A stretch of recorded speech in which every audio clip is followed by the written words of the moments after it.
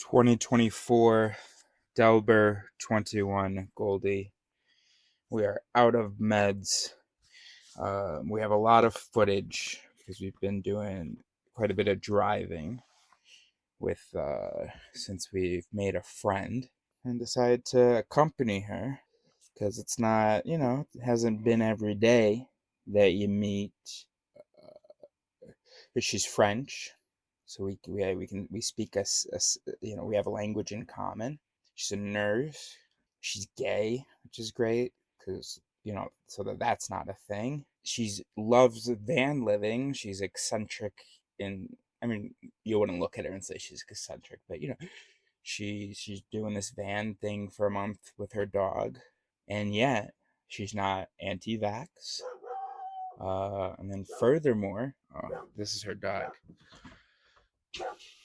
All of that to say, since we're in a campground, we should get some work done, even though we don't have meds. But luckily, we've got our friends. We feel a bit stimulated. Anyway, we were on page 139. Last time we read was like a month ago. Steven Pinker, Rationality, what it is, why it seems scarce, why it matters.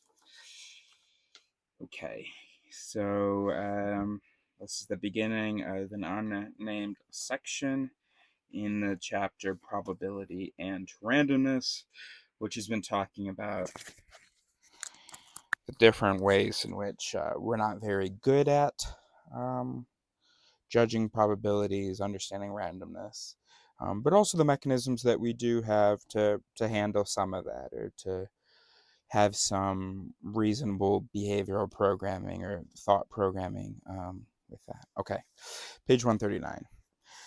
The other common error with conditional probability is confusing the probability of A given B with the probability of B given A, the statistical equivalent of affirming the consequent, going from if P then Q to if Q then P. Remember Irwin the hypochondriac, who knew he had liver disease because the symptoms matched the list perfectly, namely no discomfort? Irwin confused the probability of no symptoms given liver disease, which is high, with the probability of liver disease given no symptoms, which is low. That is because the probability of liver disease, its base rate, is low, and the probability of no discomfort is high. I literally just published some videos from about a month, or from a few weeks ago, or from a week ago, or over a month ago now. From a month ago, about dominodal processing.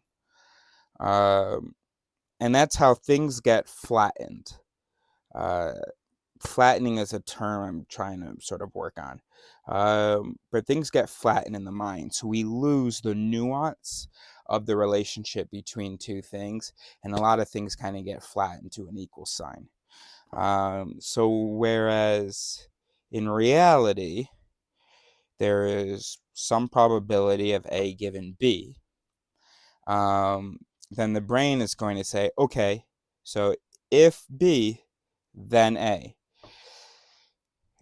And then it's going to lose that nuance of if then, that direction, and it gets flattened to A is B, bro.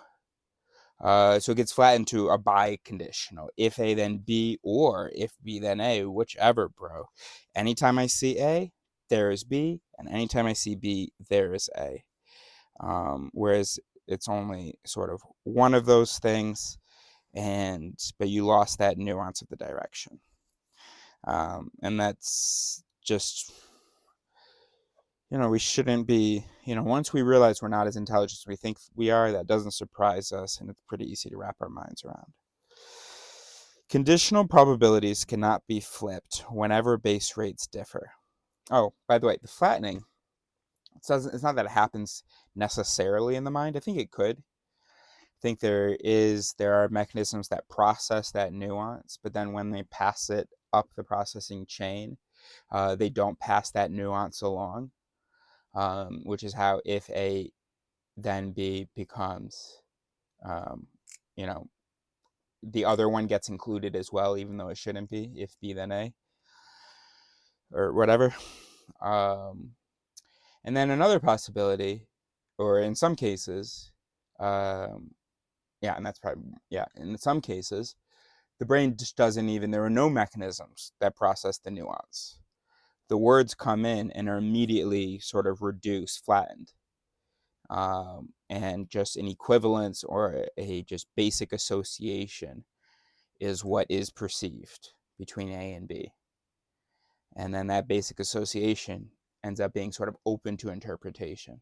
So when one mechanism goes, hey, I have a question, if A then B, well, it consults and it sees, indeed A and B are associated. All right, cool. Then that must mean if A then B. And then there's another guy who might come along, hey, got a question. What about if B then A? Oh, B and A are associated indeed. Okay, that's good enough for me. If B then A then. All right. Conditional probabilities cannot be flipped whenever base rates differ. Take a real-life example, the finding that a third of fatal accidents occur in the home, which inspired the headline, "Private Homes Are Dangerous Spots." The problem is that the home is where we spend most of our time, so even if homes are not particularly dangerous, a lot of accidents happen to us there because a lot of everything happens to us there. The headline writer confused the probability that we were at home given that a fatal accident has occurred, the statistic being reported, with the probability that a fatal accident occurs given that we are at home, which is the propensity that readers are interested in. We can grasp the problem more intuitively, page 140, by looking at the diagram below, where the base rates are reflected in the relative sizes of the circles, say with A as days with fatal accidents, B with days at home. The left diagram shows the probability of A given B, the probability of a fatal accident given that one is at home. It is the area of the dark wedge, A and B, as a proportion of the big pale circle B being at home, which is small. It's a small proportion. The right diagram shows the probability of B given A of being at home when given there was a fatal accident. It is the area of that same dark wedge, but this time as a proportion of the small pale circle, fatal accidents, and is much bigger proportion. One reason that conditional probabilities are so easy to get backwards is that the English language is ambiguous as to which is intended. The probability of an accident taking place in the home is 0.33. Could mean as a proportion of accidents or as a proportion of time spent at home. Well, there you go. There's that nuance being lost. It's, and the language is a production of the mind. So yeah, no surprise that our language or the things we're capable of thinking surpass sort of our actual processing power. So yeah, it happens that. Anyway, let's move on. The difference can get lost in translation and spawn bogus estimates of propensities. A majority of bicycle accidents involve boys, so we get the headline, "Boys More at Risk on Bicycles," implying that boys are more reckless, whereas in fact they may just be more avid bicycle riders. And in what statisticians call the prosecutor's fallacy, the DA announces that the likelihood of the victim's blood type matching that on the defendant's clothing by chance is just 3%, and concludes that the probability that the defendant is guilty is 97%. He is confused and hopes the, page 141, jurors will confuse the probability of a match given the defendant's innocence with the probability of the defendant's innocence given a match. How to do the arithmetic properly is the topic of the next chapter, Bayesian reasoning.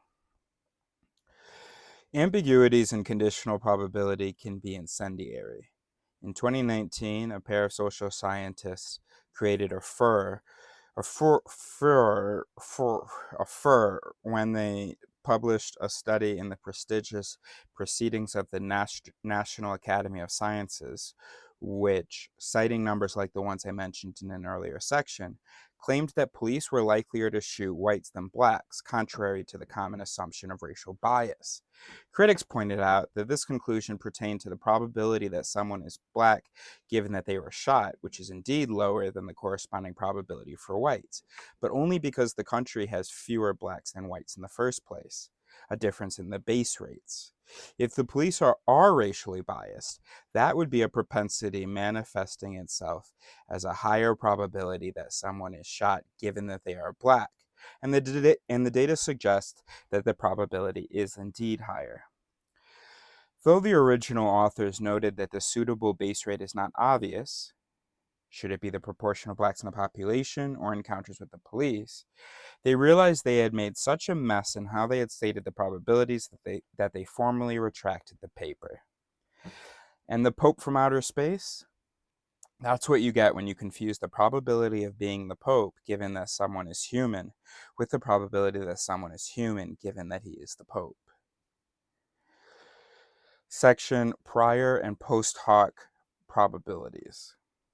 A man tries on a custom suit and says to the tailor, "I need this sleeve taken in." The tailor says, "No, just bend your elbow like this." See, it, page 142, pulls up the sleeve.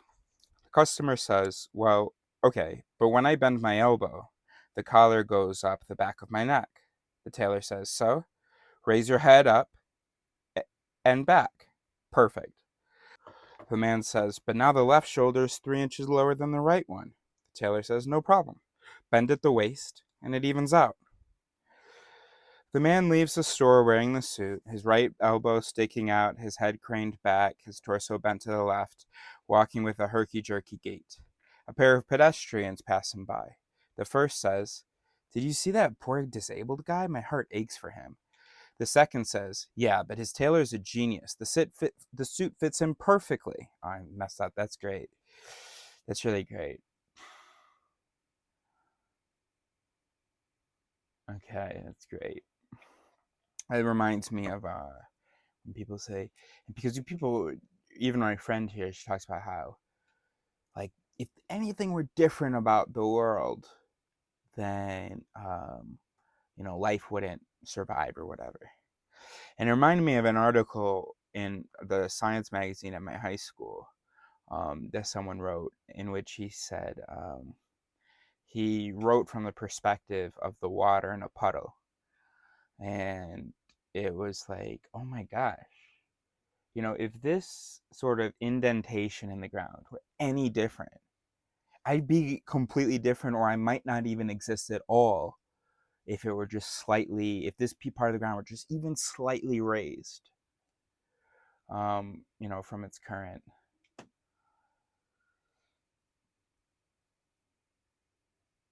Yeah. Okay, I think those things are related.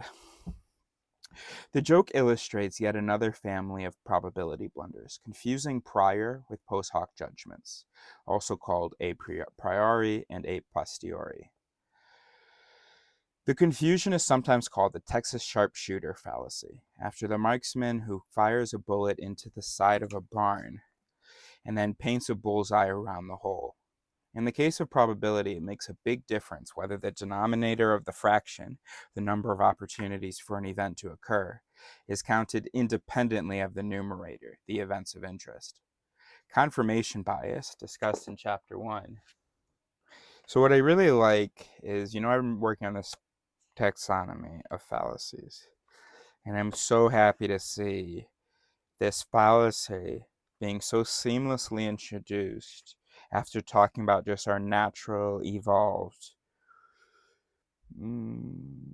ways in which we fall short of properly understanding probability and things like that.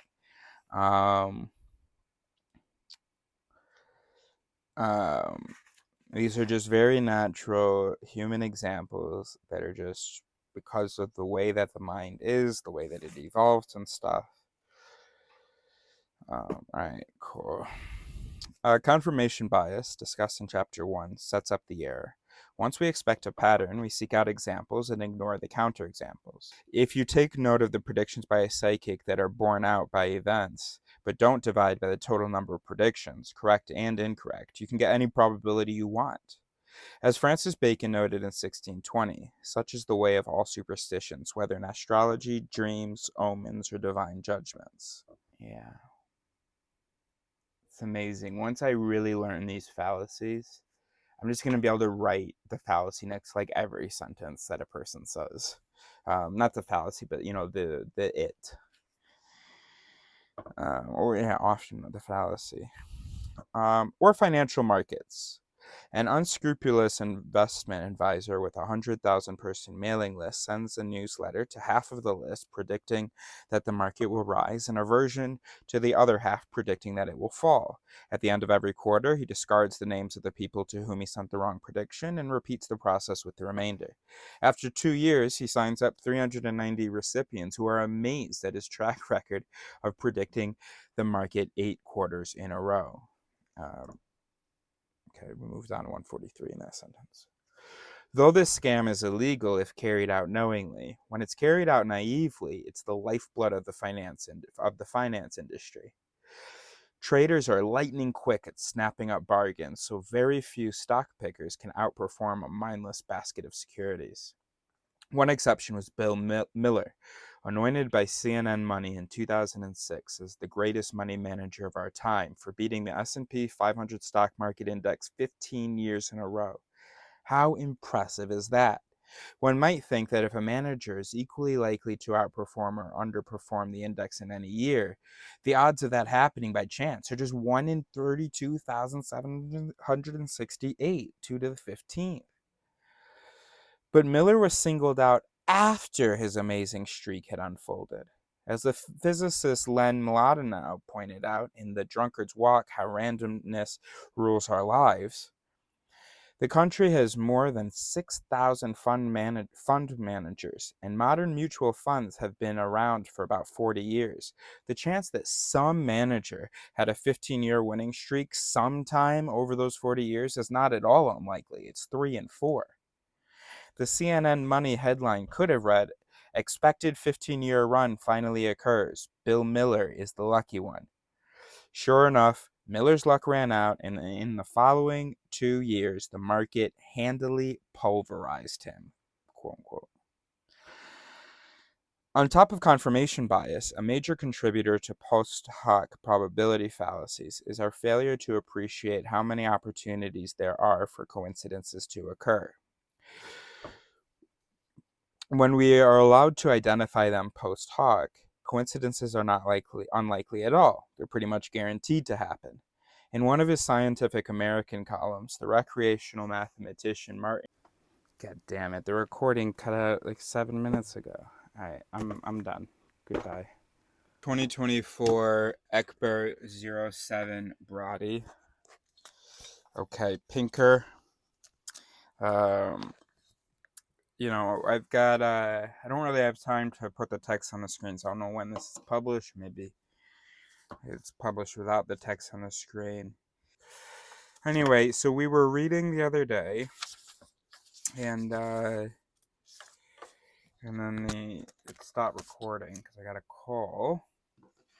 Anyway, so we're on page 143. In one of his Scientific American columns, the recreational mathematician Martin Gardner asked, would you notice it if the license plate of a car just ahead of you bore digits that, read backward, gave you your telephone number? Who except a numerologist or logophile would see the letters U, S, A symmetrically placed in Louisiana or at the end of John Philip Sousa? 144. The name of the composer of our greatest patriotic marches. It takes an odd sort of mind to discover that Newton was born the same year that Galileo died, or that Bobby Fischer was born under the sign of Pisces, the fish. End quote. But these numerologists and odd sorts of minds exist, and their post hoc sharpshooting can be spun into highfalutin theories. The psychoanalyst Carl Jung proposed a mystical force called synchronicity to explain the quintessential thing that needs no explanation, the prevalence of coincidence in the world.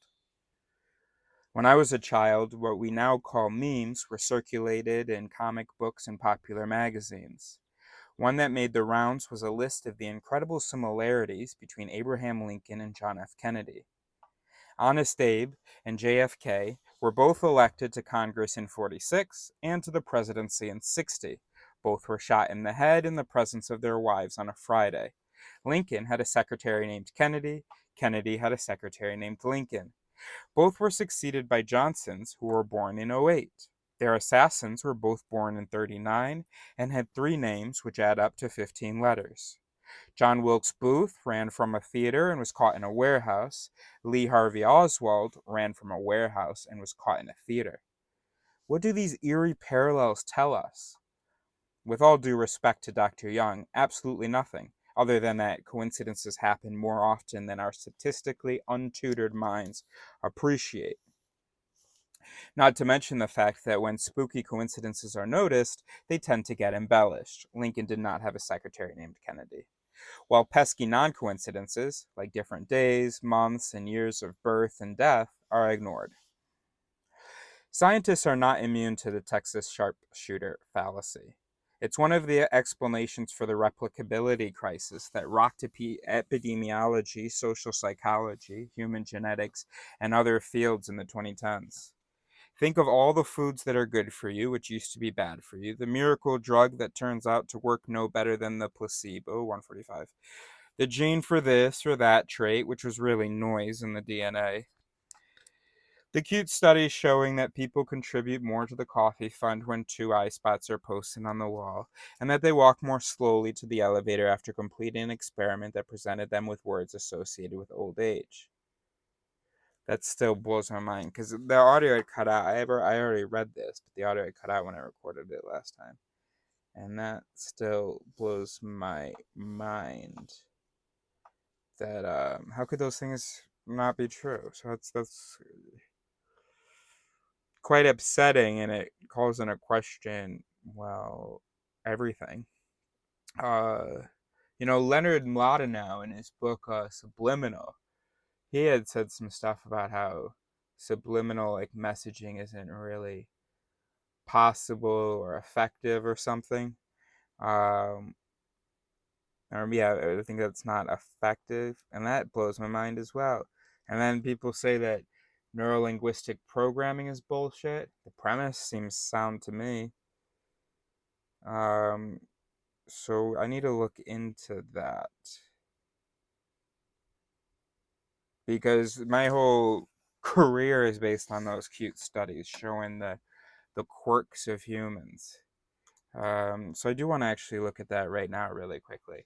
For instance, what about the experiment where Asian women were sent into, because this is an experiment I cite often, they were asked to take a test, broken up into 2 groups. One group, and they took it in 2 separate classrooms, 2 different classrooms. So one group took it in a classroom that had female stuff in it, stuff that might remind them of their female identity. The other classroom had stuff that with an Oriental Asian vibe that might remind them of their Asian origins. And then the idea was that it was to compare the scores of the test, of the math test. And indeed, according to one experiment anyway, they did, the Asian women who were reminded that they are women did worse than the Asian women that were reminded that they were Asian. Experiment Asian women math. Okay, so this is in 1999. She found that Asian American women performed better on a mathematics test when their ethnic identity was made salient compared to a control group. In contrast, Asian American women performed worse on a mathematics test when their gender identity was made salient compared to a control group. Look, this link is called the replication attempt of stereotypical susceptibility. Okay, So let's read the.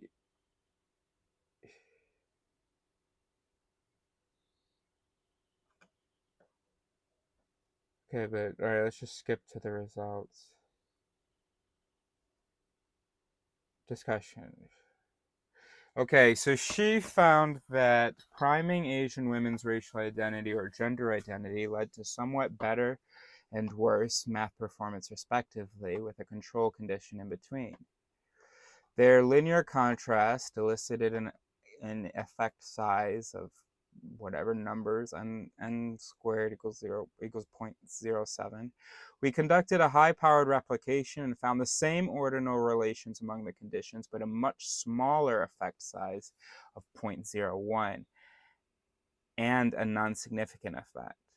However, after excluding participants that were unaware of either the gender or racial stereotypes, the effect was significant, and the effect size was larger, 0.04. Belac et al. Determined that a causal mechanism of stereotype threat occurs when one is aware of the negative stereotype, such that it causes an explicit expectation of performance. We used this finding and the precedent set by Inschlicht and Kang to select participants based on their awareness of the stereotypes in question. Okay, so they find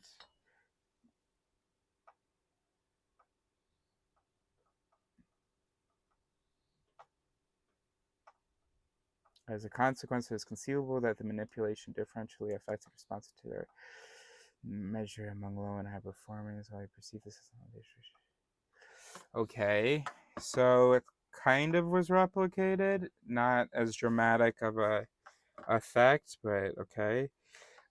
Gray, Florida hallway experiment.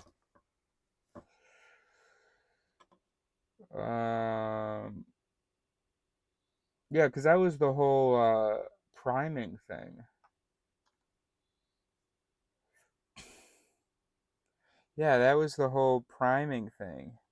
Let's see, and let's add to that priming replication.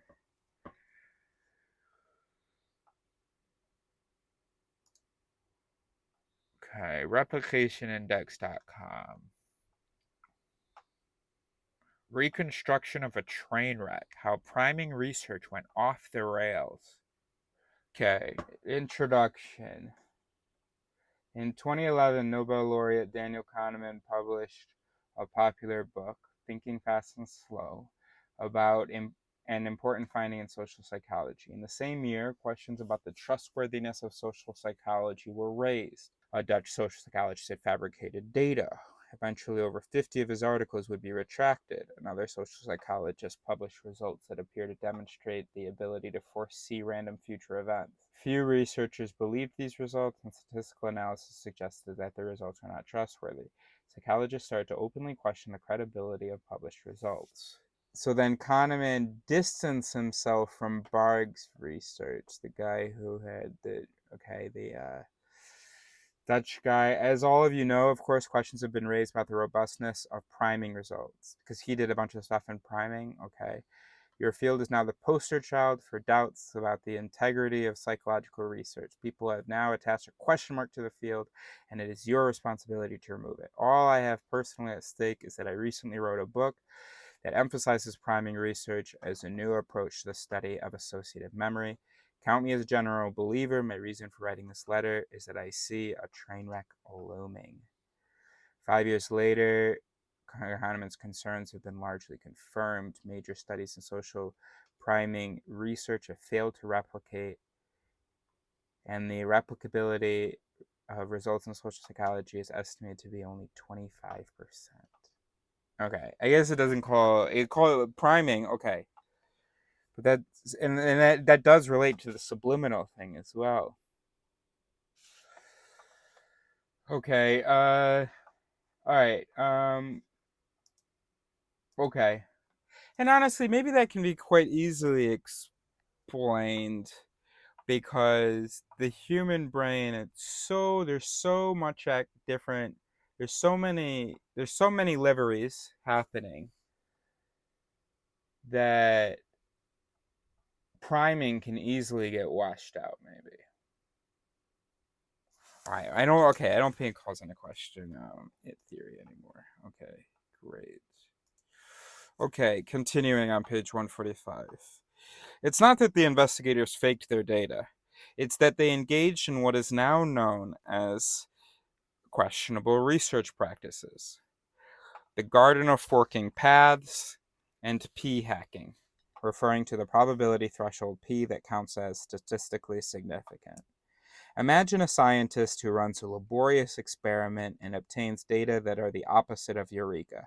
Before cutting his losses, he may be tempted to wonder whether the effect really is there, but only with the men, or only with the women, or only if you throw out the freak data from the participants who zoned out, or if you exclude the crazy Trump years, or if you switch to a statistical test which looks at the ranking of the data rather than their values down to the last decimal place. Or you can continue to test participants until the precious asterisk appears in the statistical printout, being sure to quit while you're ahead. None of these practices is inherently unreasonable if it can be justified before the data are collected. But if they are tried after the fact, some combination is likely to capitalize on chance and cough up a spurious result. The trap is inherent to the nature of probability and has been known for decades. I recall being warned against data snooping when I took statistics in 1974. But until recently, few scientists intuitively grasped how a smidgen of data snooping could lead to a boatload of error. My professor half-jokingly suggested that scientists be required to write down their hypotheses and methods on a piece of paper before doing an experiment and safekeep it in a lockbox they would open and show to reviewers after the study was done.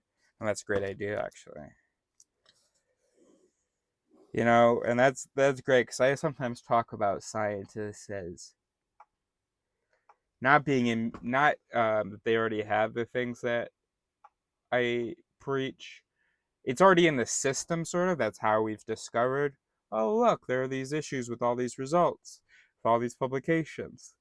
Um, but because we're very critical of each other.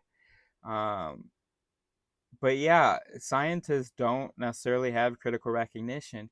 Even social psychologists, they don't know how their own minds function, and that confirmation bias, and we're going to and the dangers of data snooping. Okay. The only problem, he noted, was that a scientist could secretly keep 146 several lockboxes and then open the one he knew, quote unquote, predicted the data. With the advent of the web, the problem has been solved. The state of the art in scientific methodology is to pre-register the details of a study in a public registry that reviewers and editors can check for post hoc hanky-panky. One kind of post hoc probability illusion is so common that it has its own name, the cluster illusion. We're good at spotting tightly packed collections of things or events because they often are part of a single happening. A barking dog that won't shut up, a weather system that drenches a city for several days, a burglar on a spree who robs several stores in a block. But not all clusters have a root cause. Indeed, most of them don't. When there are lots of events, it's inevitable that some will wander into each other's neighborhoods and rub shoulders, unless some non-random process tries to keep them apart. The cluster illusion makes us think that random processes are non-random and vice versa. When Tversky and Kahneman showed people, including statisticians, the results of real strings of coin flips, like tails, tails, head, head, tails, tails, tails, which inevitably have runs of consecutive heads or tails, they thought the coin was rigged.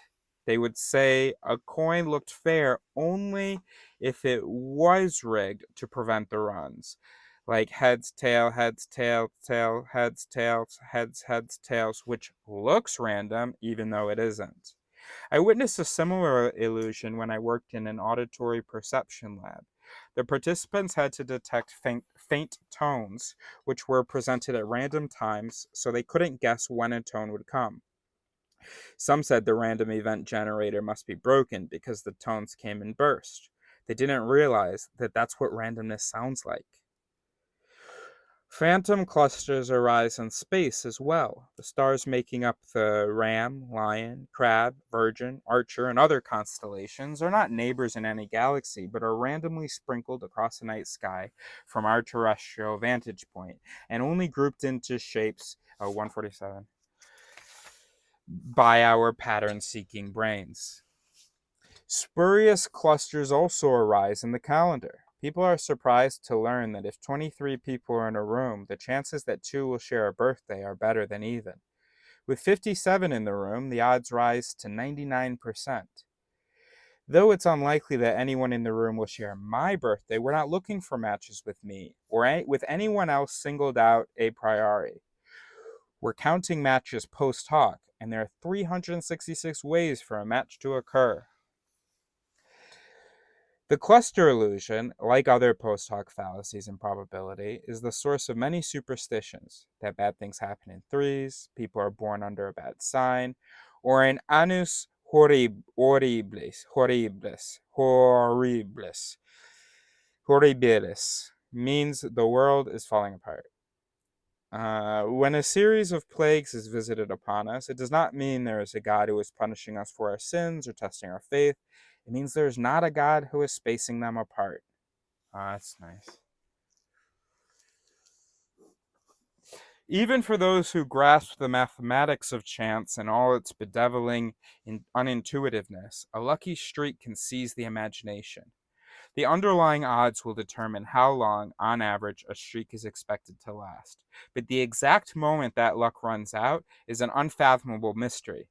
This tension was explored in my favorite essay by the paleontologist, science writer, and baseball fan Stephen Jay Gould. Gould discussed one of the greatest achievements in sports, Joe DiMaggio's hitting streak of 56 games in 1941. He explained that the streak was statistically extraordinary, even given DiMaggio's high batting record and the number of opportunities for streaks to have occurred in the history of the sport.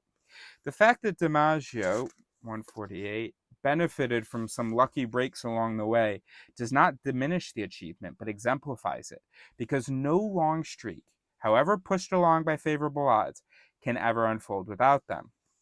Gould explains our fascination with runs of luck. The statistics of streaks and slumps, poorly understood, do teach an important lesson about epistemology, and life in general. The history of a species, or any natural phenomenon that requires unbroken continuity in a world of trouble, works like a batting streak. All are games of a gambler playing with a limited stake against a house with infinite resources. The gambler must eventually go bust. His aim can only be to stick around as long as possible, to have some fun while he's at it, and if he happens to be a moral agent as well, to worry about staying the course with honor. DiMaggio's hitting streak is the finest of legitimate legends because it embodies the essence of the battle that truly defines our lives. DiMaggio activated the greatest and most unattainable dream of all humanity, the hope and chimera of all sages and shamans. He cheated death, at least for a while.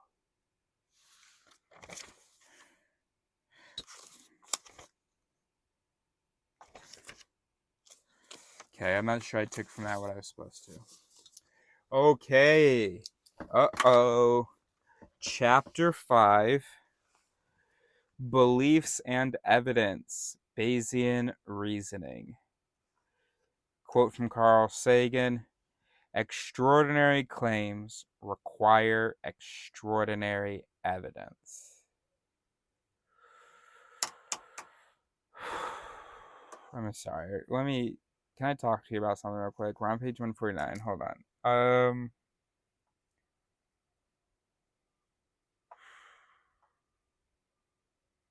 No, fuck it. Okay.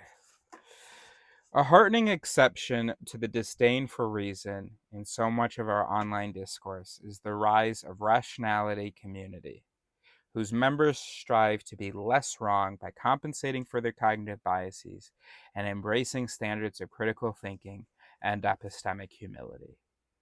The introduction to one of their online tutorials can serve as an introduction to the subject of this chapter. Bayes' rule, or Bayes' theorem, is the law of probability governing the strength of evidence. The rule saying how much to revise our probabilities, change our minds, when we learn a new fact or observe new evidence.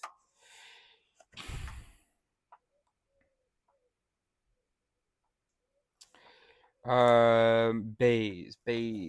So we have rays. Bayes. Related to rays.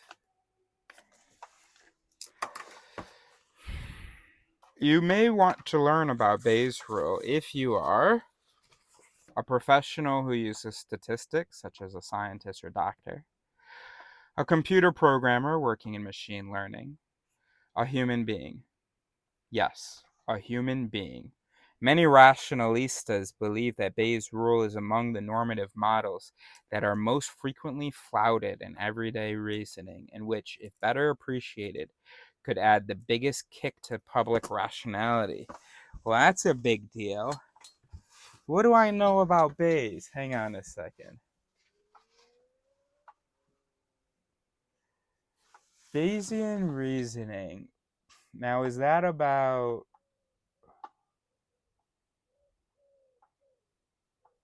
No, I mean it. I don't have any words. It's about... Isn't it about... I mean, the idea is that just our confidence level, and... okay, this is great. All right, this is great. Yeah, I don't think I can tell you what Bayesian reasoning is. Okay, all right, let's go.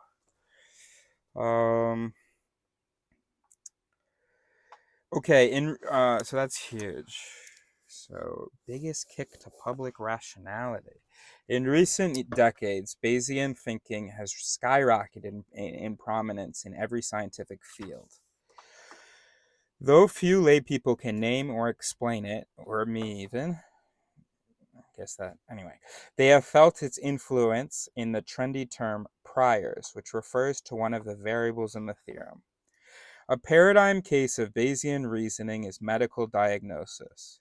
Suppose that the prevalence of, and you compare it to the base rate. Suppose that the prevalence of breast cancer in the population of women is 1%. Suppose that the sensitivity of a breast cancer test, its true positive rate, is 90%. Suppose that its false positive rate is 9%. Okay. A woman tests positive. What is the chance that she has the disease? Okay, that's okay. All right. So the prevalence of breast cancer in the population of women is 1%. And 90%, 0.9% would show up on a test. And 0.09%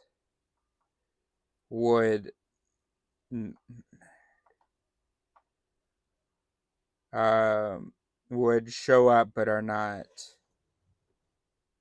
Now, what? Suppose that the prevalence of breast cancer in the population is 1%. Okay.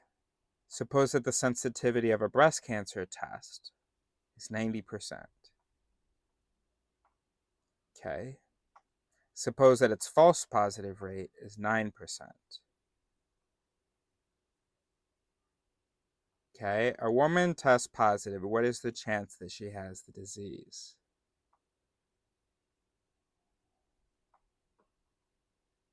Okay. So without the test, first of all, the chance that she has the disease is 1%. Then you get a test that says, that she does have the disease. And 90% of the time, that test is giving, if it says that,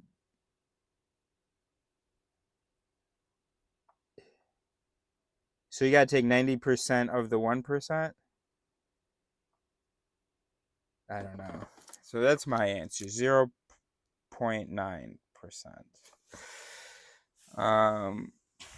No, that's stupid. Why did I just say that? No, that's so stupid. I saw 80 to 90% is the most popular answer. What am I talking about? 1%. Of course. Oh, right. So no, so it should increase now that we've seen the test. I'm an idiot. I mean, I'm not, but just goes to show that. Look, my it's here no good. Statistics, all that stuff, numbers. Okay, hold on a second. All right. Oh my gosh. Okay, so um, and I take back the idiot thing. I was a missed opportunity. I should have highlighted the fact. I should have shown what it's like to be okay when your brain doesn't produce the right answer, because that's a totally fine thing, even if it's crazy wrong. Um, of course, there are other pieces of me that would have recognized that had I spent more time, but I'm eager to move on. But I'm eager to get to the answer and stop wasting your time. But hold on a second. All right, so it's 1%. Is she didn't have the test. Then she has this test, and it's like, oh damn, 9 out of 10 times that means that you do have it. I don't know. I don't know what to. I don't know. Okay. The most popular answer from a sample of doctors given these numbers ranged from 80 to 90%. Bayes' rule allows you to calculate the correct answer, 9%. Oh.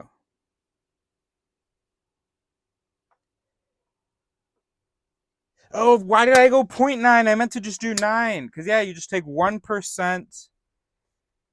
I should have said, okay, whatever. Or I don't remember how I got to that. Okay, the correct answer is 9%. Okay. All right, the most popular, and by the way, I hope you took a moment to be shocked or whatever. Okay, the most popular answer from a sample of doctors given these numbers ranged from 80 to 90%. Bayes' rule allows you to calculate the correct answer, 9%. That's right. The professionals whom we entrust with our lives flub the basic task of interpreting a medical test, and not by little. They think there's almost a 90% chance she has cancer, whereas in reality, there's a 90% chance she doesn't. Imagine your emotional reaction upon hearing one figure or the other, and consider how you would weigh your options in response. That's why you, a human being, want to learn about Bayes' theorem. Let's go! Risky decision making requires both assessing the odds, do I have cancer, and weighing the consequences of each choice. If I do, 151, nothing, and have cancer, I could die. Semicolon. If I undergo surgery and don't have cancer, I will suffer needless pain and disfigurement. Okay, 1, assessing the odds, weighing the consequences. Okay. In chapters 6 and 7, we'll explore how best to make consequential decisions when we know the probabilities, but the starting point must be the probabilities themselves. Given the evidence, how likely is it that some state of affairs is true? For all the scariness of the word theorem, Bayes' rule is rather simple. And as we will see at the end of the chapter, it can be made gut-level intuitive. The great insight of the Reverend Thomas Bayes, 1701 to 1761, was that the degree of belief in a hypothesis may be quantified as a probability. This is the subjectivist meaning of probability that we met in the last chapter. I have to pause. This is getting a little bit overwhelming. I need to pause, roll myself a joint. 2024, Eckberg 07, Brody 1722, Pinker. Okay, picking up on page 151. For all the scariness of the word theorem, Bayes' rule is rather simple, and as we will see at the end of the chapter, it can be made gut-level intuitive. The greatest insight of the Reverend Thomas Bayes, 1701 to 1761, was that the degree of belief in a hypothesis may be quantified as a probability. This is the subjectivist meaning of probability that we met in the last chapter. So it's not the actual disposition of a thing, but our perception of, with the information that we have, whether or not the thing is going to happen. Call it prob hypothesis, the probability of a hypothesis. That is our degree of credence that it is true. In the case of medical diagnosis, the hypothesis is that the patient has the disease. Clearly, our credence in any idea should depend on the evidence. In probability speak, we can say that our credence should be conditional on the evidence. What we are after is the probability of a hypothesis given the data, or prob hypothesis bar data. That's called the posterior probability, our credence in an idea after we've examined the evidence. If you've taken this conceptual step, then you are prepared for Bayes' rule, because it's just a formula for conditional probability, which we met in the last chapter, applied to credence and evidence. Remember that the probability of A given B is the probability of A and B divided by the probability of B. So the probability of a hypothesis given the data, what we are seeking, is the probability of the hypothesis and the data. Say the patient has the disease and the test result comes out positive, divided by the probability of the data, the total proportion of patients who test positive, healthy, and sick.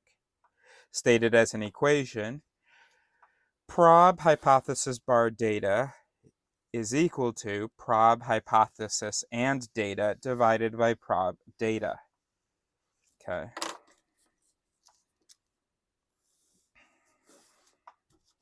One more reminder from chapter 4.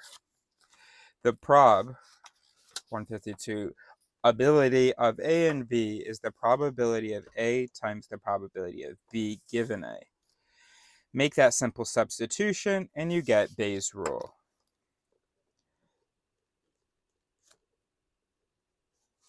So prob hypothesis, the probability of the hypothesis given the data, equals the probability of the hypothesis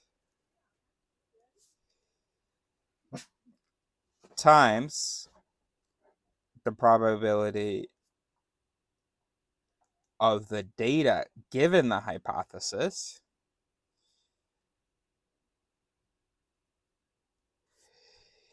divided by the probability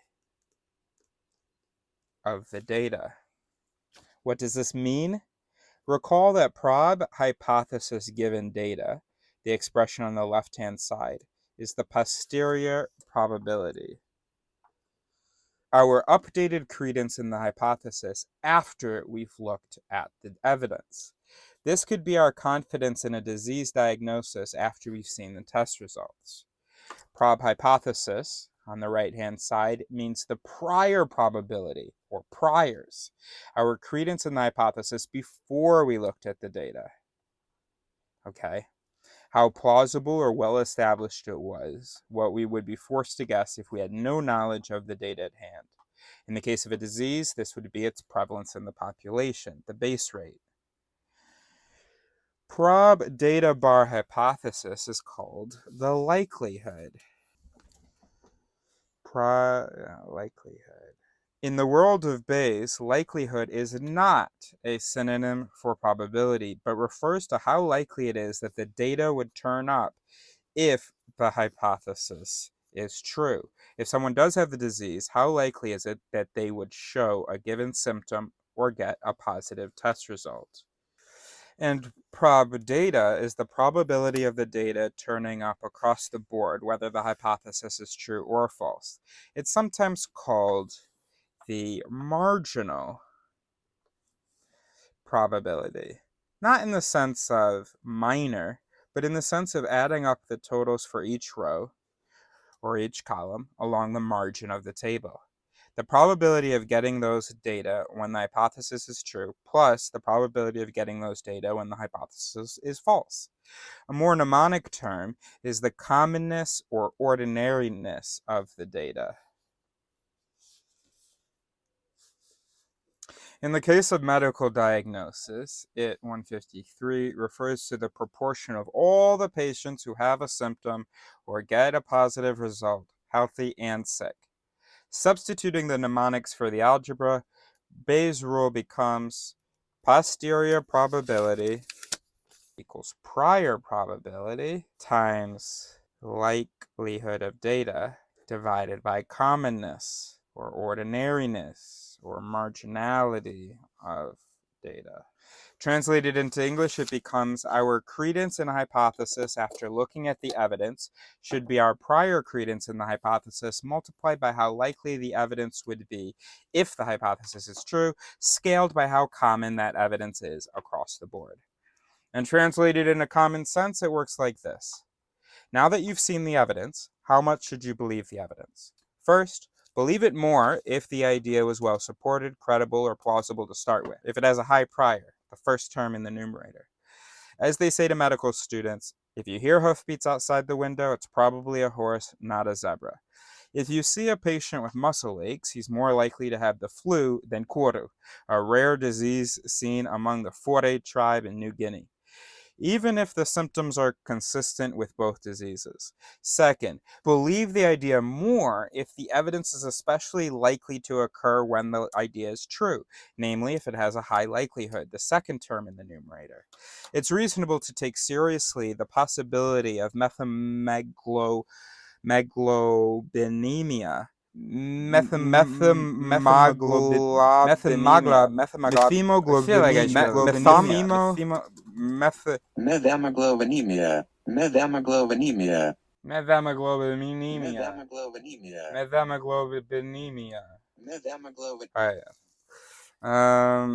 it's reasonable to take seriously the possibility of methemoglobinemia, also known as blue skin disorder, if a patient shows up with blue skin, or Rocky Mountain spotted fever if a patient from the Rocky Mountains presents with spots and fever.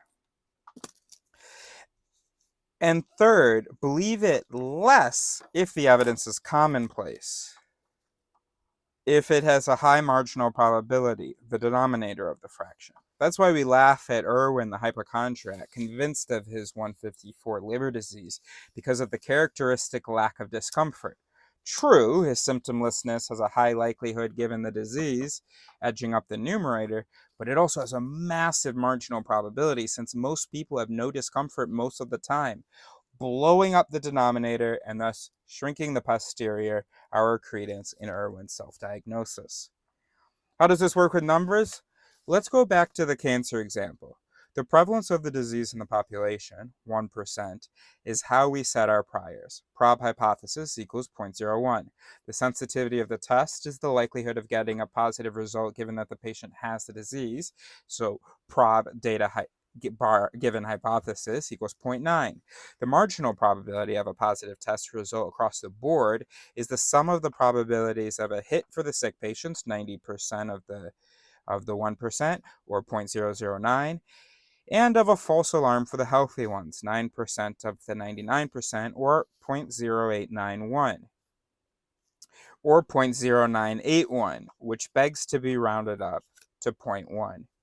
Plug the three numbers into Bayes' rule, and you get 0.01 times 0.9 divided by 0.1, or 0.09. So where do the doctors, and to be fair, most of us, go wrong? Why do we think the patient almost certainly has the disease when she almost certainly doesn't? Base rate neglect and the representative heuristic. That's our next section. Great, let's do a little break. Page 154, base rate neglect and the representativeness heuristic. Kahneman and Tversky singled out a major ineptitude in our Bayesian reasoning. We neglect the base rate, which is usually the best estimate of the prior probability.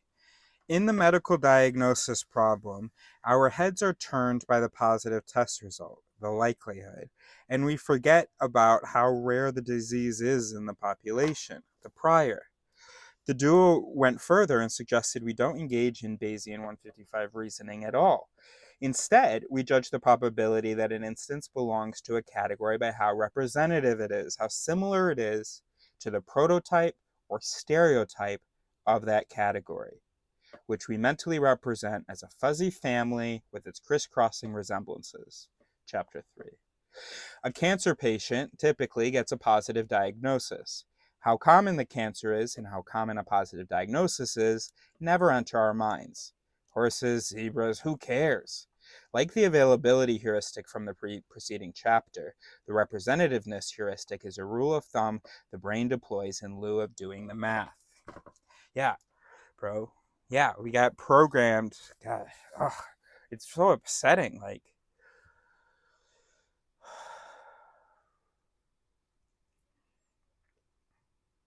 it's so obvious that our mind is the sum of these shortcuts. It can do the math if it learns the math, but we think we have these natural abilities, and that's the danger of calling ourselves reasonable and intelligent. You think that then our thinking processes include everything that we associate with reason and intelligence. Here's the problem. The words reason and intelligence exist, and they haven't existed for long, but they exist in our language, which tells us that we were able to sort of conceive of them. It doesn't tell us that we embody them. Does that make any sense? What I'm trying to say is, the fact that a concept exists does not tell you how often that concept occurs. So the fact that we have this word intelligent, we can describe certain things as being intelligent. Somebody, for instance, who does Bayesian reasoning, we might say that is an example, an instance of intelligence, that is an instance of reasoning. And then we call ourselves intelligent in reasoning, which means that we do those things. And by describing our nature as being intelligent in reasoning, we're saying that those things are in our nature, but they are not. So, I mean, we can have intelligent and reason mean different things, like have, different sub-definitions. That's fine. But the problem is that right now we don't see it that way. So we see ourselves, and that's why anytime somebody messes anything up, say, "Oh, we're so stupid. Oh, you're stupid. Oh, I'm stupid. Whatever." Every time somebody doesn't do the intelligent thing, but we're not intelligent. We are more intelligent than definitely than other species. There are individuals that are more and less intelligent than other individuals, or all individuals are more or less intelligent than other given individuals. But that isn't a binary thing of, do we think correctly or not? No, we don't think correctly, but the heuristics, little shortcuts we use that compose our thinking, how close do they get us to a result that would be correct, or that is correct? The method will never be reason or intelligence. You can't program reason or intelligence. You can only sort of describe. Anyway, let's keep going. Describe things as like reasonable or intelligent, but it's not a state. It's not a nature. You can describe a nature as being intelligent based on how well it resembles pure intelligence, knowing that pure intelligence can't actually be pre-programmed.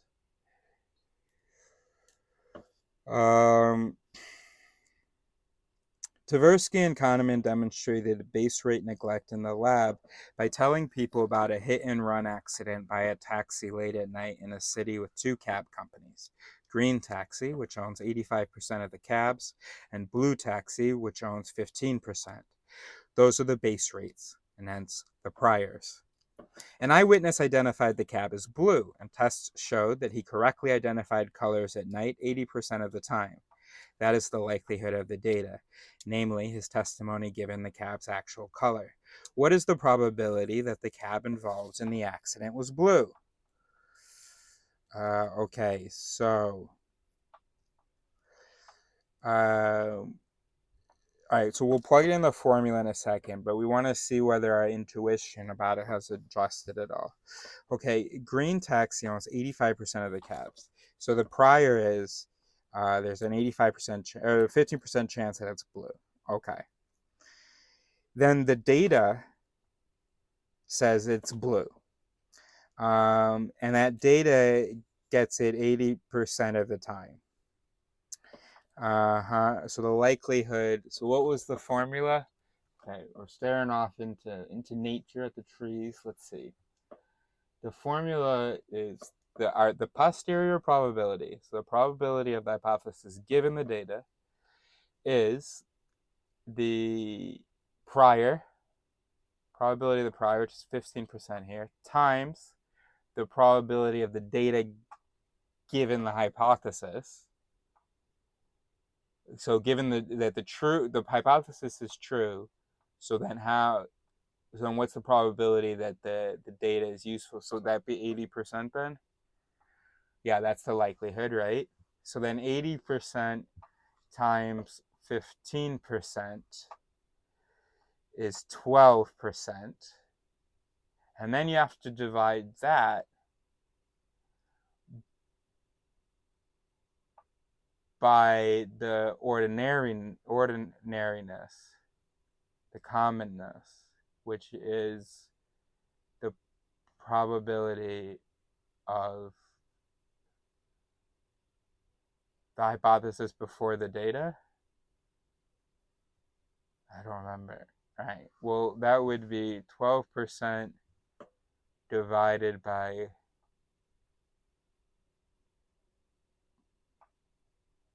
well, then you're just dividing by 15% again.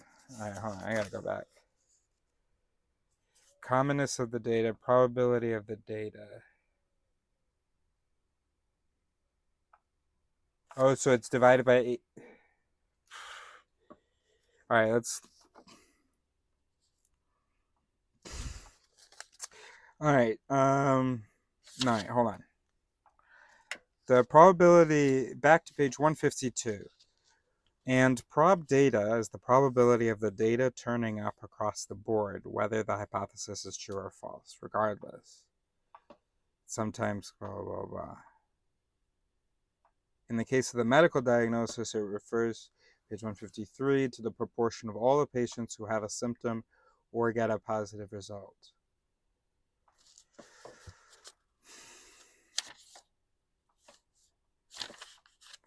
Okay, so let's go back to so page 154.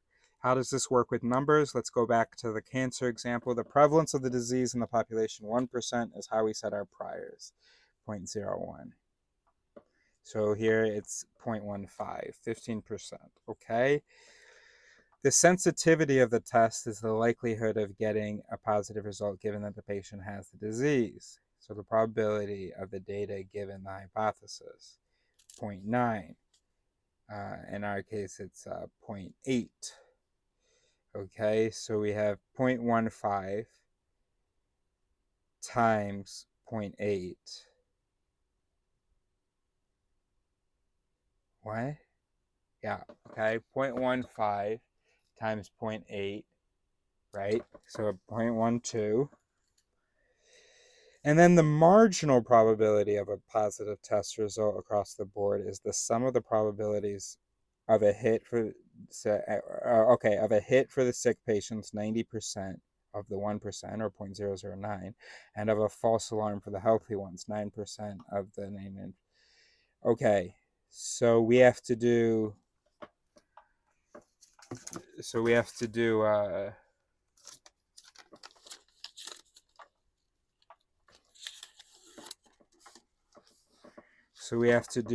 so it's 80 all right, 85% chance, 85% green. So what do we want? We want a false alarm. So 20%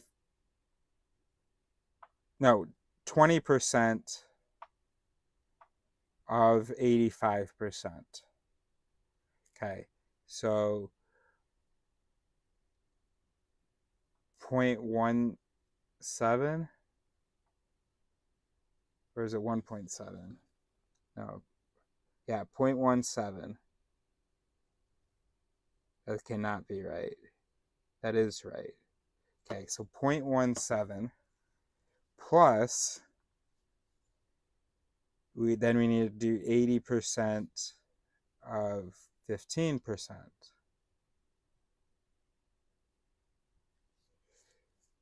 Which is our 0.12 again. So 0.29. And then what did we have on the top? We had, 0.12 over 0.19.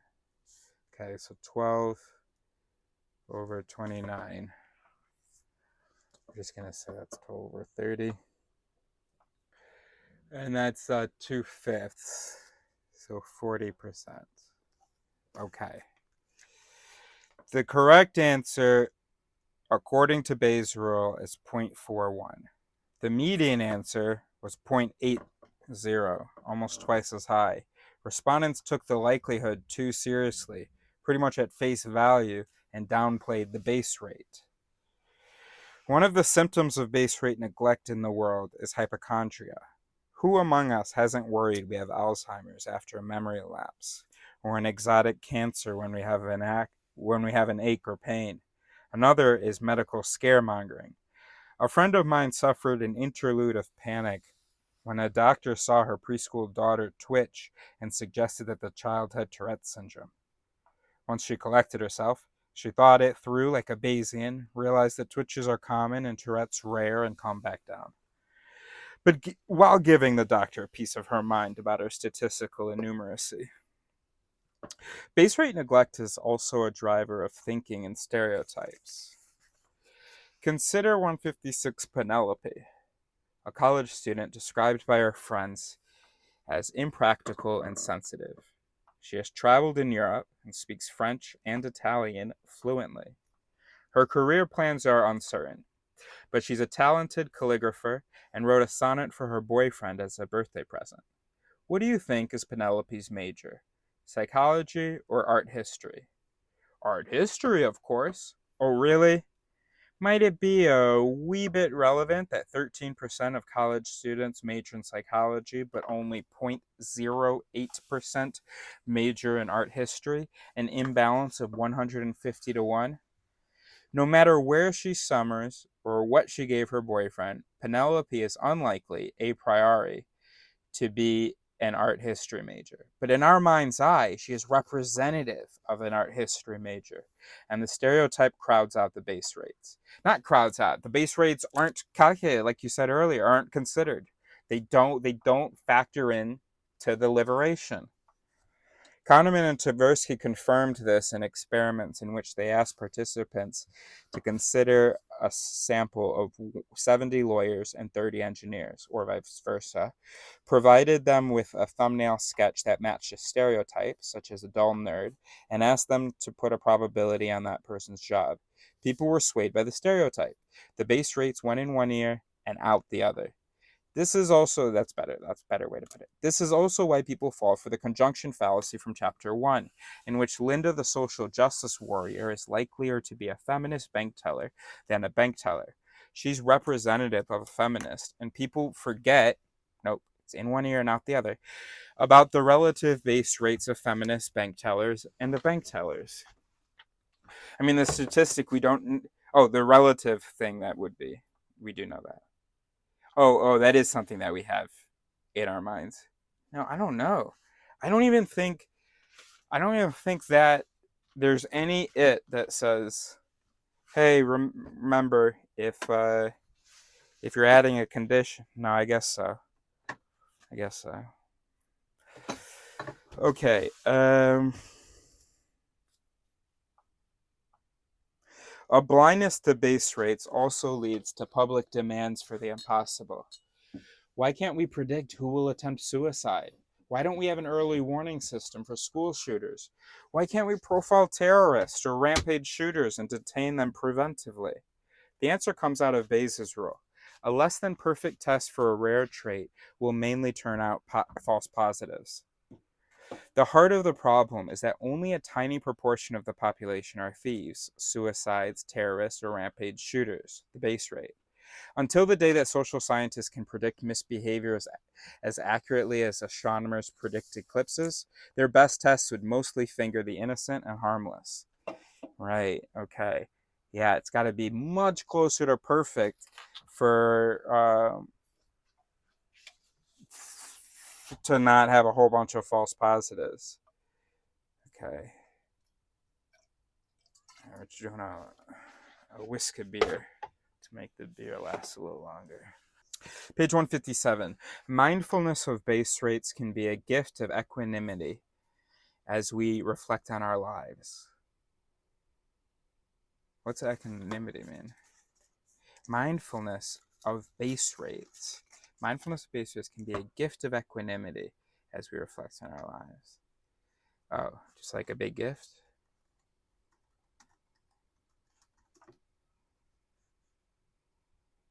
Oh, calmness. Okay, let's circle that.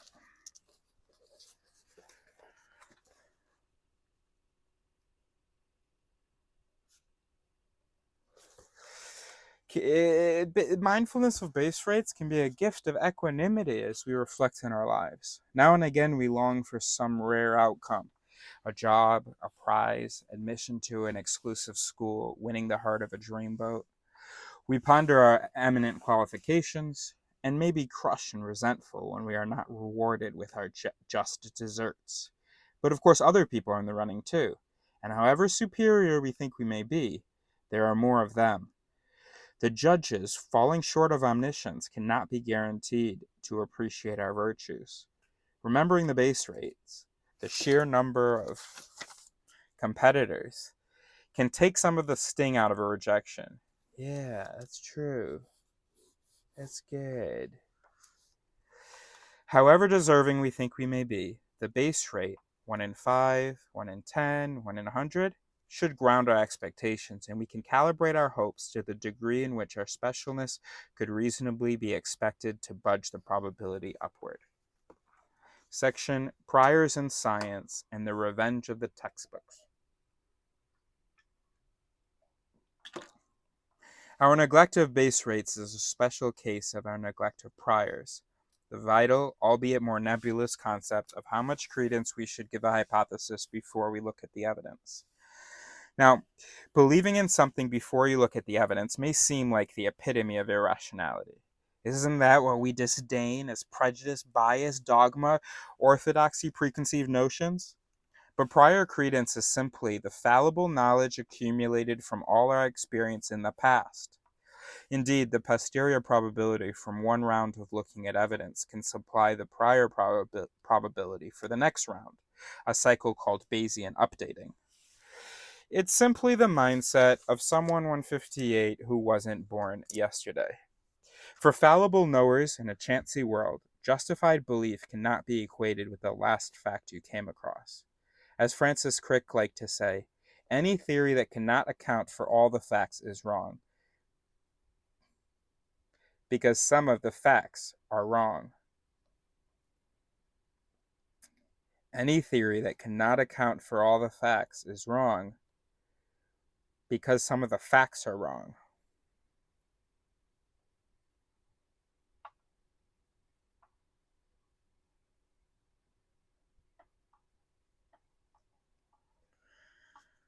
Because we are fallible knowers.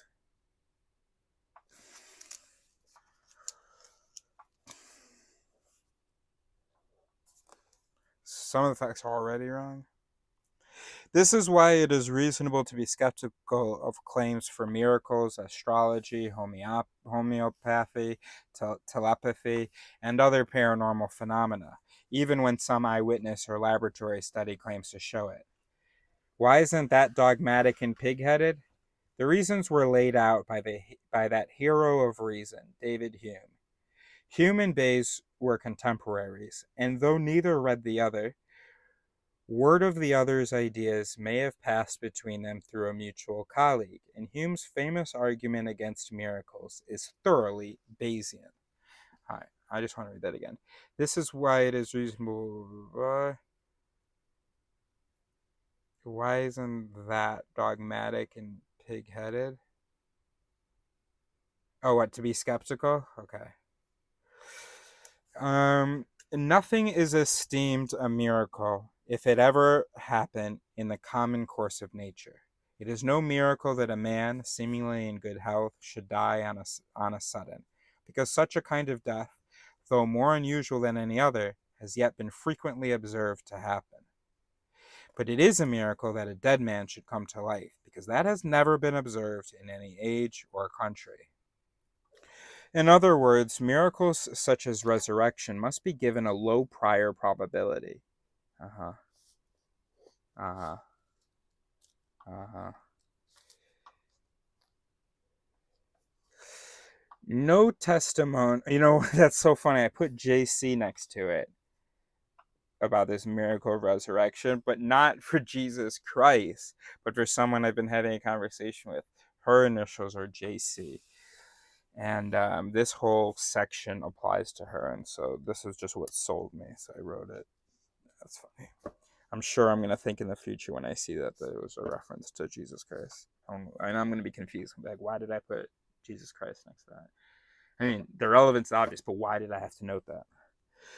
No testimony is sufficient to establish a miracle unless the testimony be of such a kind that, oh, no, I thought it was going to say, unless the testimony also explains why it's never been observed before.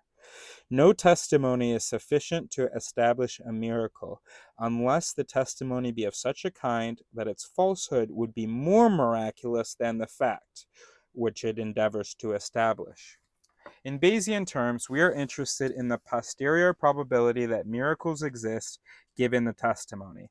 Let's contrast it with the posterior probability that no miracles exist given the testimony. Okay. In page 159, Bayesian reasoning, it's often handy to look at the odds, that is, the ratio of the credence of a hypothesis to the credence of the alternative, because it spares us the tedium of calculating the marginal probability of the data in the denominator, which is the same for both posteriors, and conveniently cancels out. Because the commonness, it's the commonness. It's whether the thing is true or false. Right. So it's the same. Okay. The fact which it endeavors to establish is the miracle, with its low prior dragging down the posterior. The testimony of such a kind is the likelihood of the data given the miracle, and its falsehood is the likelihood of the data given no miracle. The possibility that the witness lied, misperceived, misremembered, embellished, or passed along a tall tale he heard from someone else. Given everything we know about human behavior, that's far from miraculous. It would not be a miracle. Like, what? You made that up? What? He made a mistake? What? He misinterpreted a story from somebody else? No way. No, I don't believe that. It has to be real, because that sounds crazy to me. Uh-huh. Even with your representative heuristic. The miracle, the thing that is alleged to have happened, is not something you've got a real representation of. It's not, well, that's not what it's not representative of reality. Whereas the idea that he might have made a mistake, ooh, that does sound like a human. Okay, anyway. Which is to say, its likelihood is higher than the prior probability of a miracle. That moderately high likelihood boosts the posterior probability of no miracle and lowers the overall odds of a miracle compared to no miracle. Another way of putting it is this. Which is more likely, that the laws of the universe as we understand them are false, or that some guy got something wrong? A pithier version of the Bayesian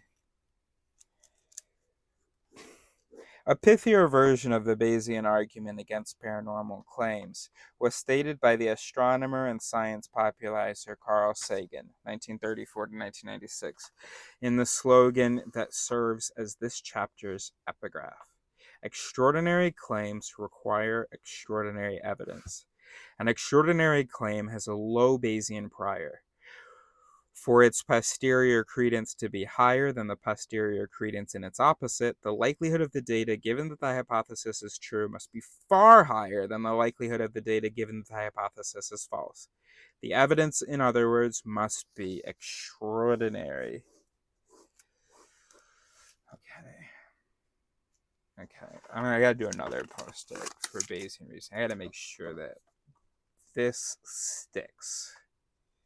Alright. A failure of Bayesian reasoning among scientists themselves is a contributor to the replicability crisis that we met in Chapter 4. The issue hit the fan in 2011 when the eminent social psychologist Daryl Bem published the results of 9 experiments in the prestigious 160 Journal of Personality and Social Psychology, which claimed to show that participants successfully predicted, at a rate above chance, random events before they took place, such as which of 2 curtains on a computer screen hid an erotic image before the computer had selected where to place it.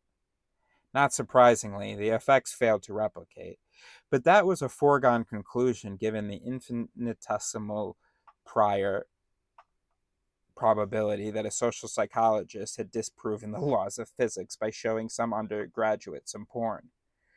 When I raised this point to a social psychologist colleague, he shot back, "Maybe Pinker doesn't understand the laws of physics." But actual physicists, like Sean Carroll in his book The Big Picture, have explained why the laws of physics really do rule out precognition and other forms of ESP. Put in that JC again. The Bem imbroglio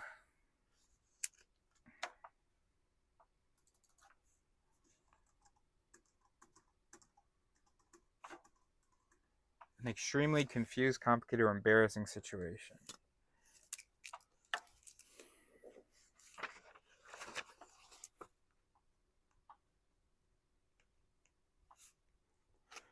The Bem imbroglio raised an uncomfortable question. If a preposterous claim could get published in a prestigious journal by an eminent psychologist using state-of-the-art methods subjected to rigorous peer review, what does that say about our standards of prestige, eminence, rigor, and the state of the art? One answer we saw is the peril of post hoc probability. Scientists had underestimated the mischief that could build up from data snooping and other questionable research practices. But another is a defiance of Bayesian reasoning. Most findings in psychology, as it happens, do replicate. Like many psychology professors, every year I run demos of classic experiments in memory, perception, and judgment to students in my intro and lab courses, and get the same results year after year. You haven't heard of these replicable findings because they are unsurprising.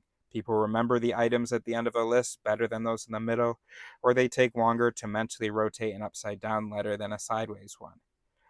The notorious replication failures come from studies that attracted attention because their findings were so counterintuitive. Holding a warm mug makes you friendlier. Warm, get it? Seeing fast food logos makes you impatient. Holding a pen between your teeth makes cartoons seem funnier because it forces your lips into a little smile. Don't tell me that's bullshit.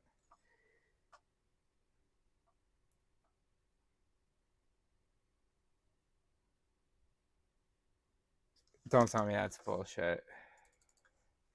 Facial feedback hypothesis there's already a result replication crisis.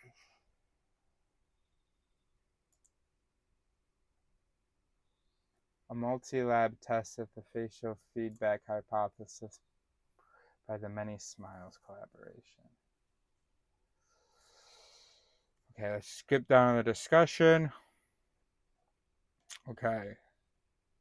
Our project brought together a large adversarial team to design and conduct an experiment that best tested and clarified our disagreements about the facial feedback hypothesis.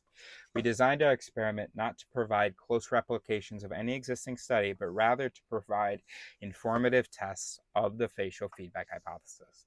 For example, our pen and mouth task was inspired by the original pen and mouth study that some, but not all researchers have had difficulty replicating. Nevertheless, our methodology differed in many ways from the original pen and mouse study. For example, we ran our study online versus in person, focused on feelings of happiness versus amusement, used a different cover story, had the participants pose expressions for a relatively short duration, 5 seconds, and did not instruct the participants to maintain the poses while they completed emotional ratings. Our primary analyses replicated the pilot studies that informed the design of this study, albeit with more stringent inclusion criteria and a much larger and more culturally diverse sample.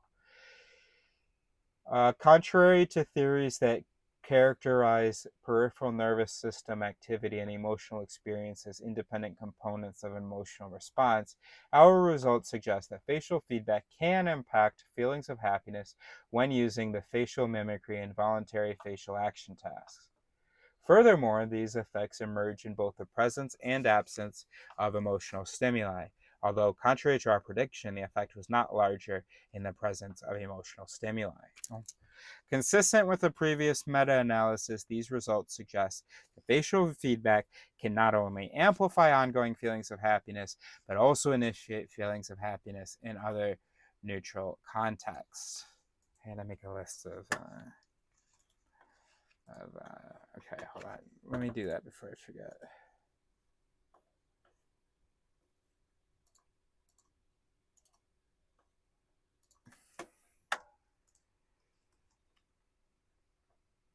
Okay, that's one. Go to the history.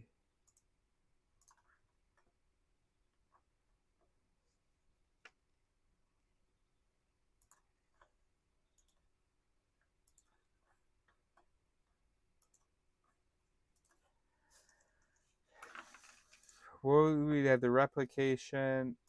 What's this? Replication attempt to stereotype.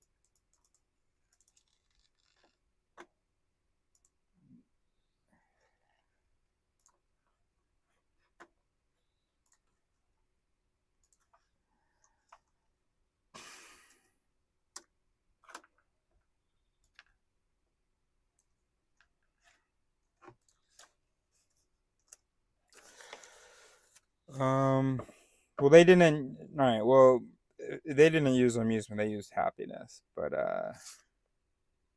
all right, whatever. Anyway, page 161. Holding a pen between your teeth makes cartoons seem funnier because it forces your lips into a little smile. People who are asked to lie in writing have positive feelings about hand soap. People who are asked to lie aloud have positive feelings about mouthwash. Any reader of popular science knows of other cute findings which turned out to be suitable for the satirical journal of irreproducible results. I beg to differ, Pinker. For the facial feedback thing. The reason these studies were sitting ducks for the replicability snipers is that they had low Bayesian priors. Not as low as ESP, to be sure, but it would be an extraordinary discovery if mood and behavior could be easily pushed around by trivial manipulations of the environment. How would that be extraordinary? All right. By what? By trivial manipulations. All right, it depends on what you mean by trivial.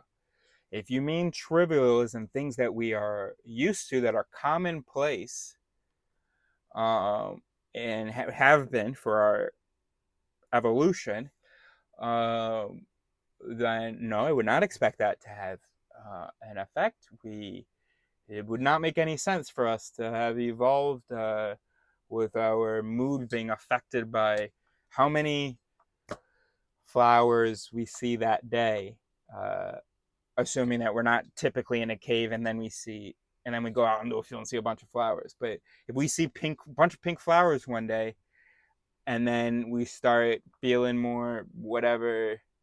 No, let's say we see a bunch of red one day, and then we're feeling angry. No, that would not surprise me though. Okay, if you mean trivial by that it's just a small adjustment, it should. I think it should. In fact, either one, both of them, we should take into account what we're used to, what we're habituated to, what kind of changes don't have a high K's score. But I don't see how it would be an extraordinary discovery of mood and behavior could be easily pushed around by trivial manipulations of the environment. I guess it really depends on what you mean by easily and trivial, but no, actually, I think there are very few.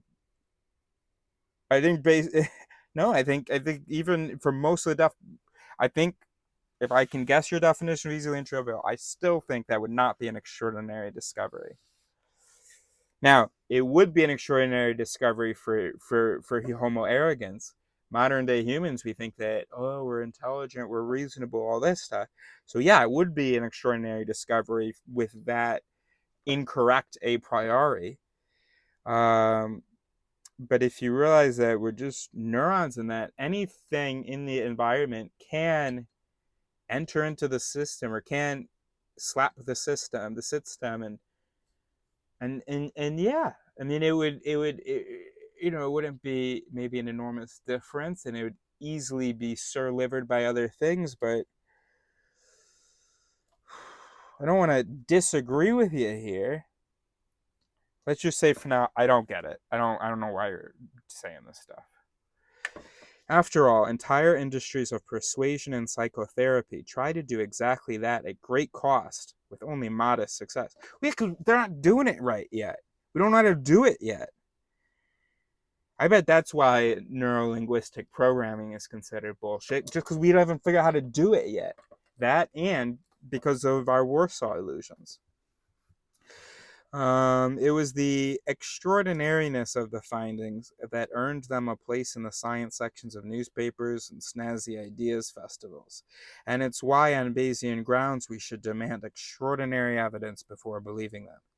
Indeed, a bias toward oddball findings can turn science journalism into a high-volume error dispenser. Editors know they can goose up readership with cover headlines like these. Was Darwin wrong? Was Einstein wrong? Young upstart overturns scientific apple cart. A scientific revolution in X. Everything you know about Y is wrong. The problem is that surprising is a synonym for low prior probability, assuming that our cumulative scientific understanding is not worthless. This means that even if the quality of the evidence is 162 constant, we should have a lower credence in claims that are surprising. But the problem is not just with journalists. The physician John Ioannidis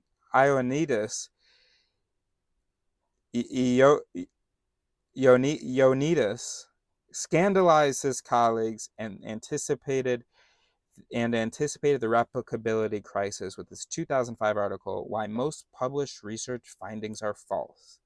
A big problem is that many of the phenomena that biomedical researchers hunt for are interesting and a priori unlikely to be true, requiring highly sensitive methods to avoid false positives. While many true findings, including successful replication attempts and null results, are considered too boring to publish. This does not, of course, mean that scientific research is a waste of time. Superstition and folk belief have an even worse track record than less than perfect science. And in the long run, another JC there. I can't believe she's on my mind. I fucking hate it. Superstition and folk belief have an even worse track record than less than perfect science. And in the long run, an understanding emerges from the rough and tumble of scientific disputation. As the physicist John Zeeman noted in 1978, the physics of undergraduate textbooks is 90% true. The contents of the primary research journals of physics is 90% false. It's a reminder that Bayesian reasoning recommends against the common practice of using textbook as an insult and scientific revolution as a compliment. Yeah. So even just by Bayesian, maybe you shouldn't be listening to me about it theory. But that's okay. You'll hear me when it's in the textbook. A healthy respect for the boring would also improve the quality of political commentary. I also don't think it theory is all that surprising. I think it's just everything we know, except it's just once you remove the Warsaw illusions, it's just the stuff that we already know. It's just accepting what we already know. A healthy respect for the boring would also improve the quality of political commentary. In Chapter 1, we saw that the track records of many famous forecasters are risible. Risible.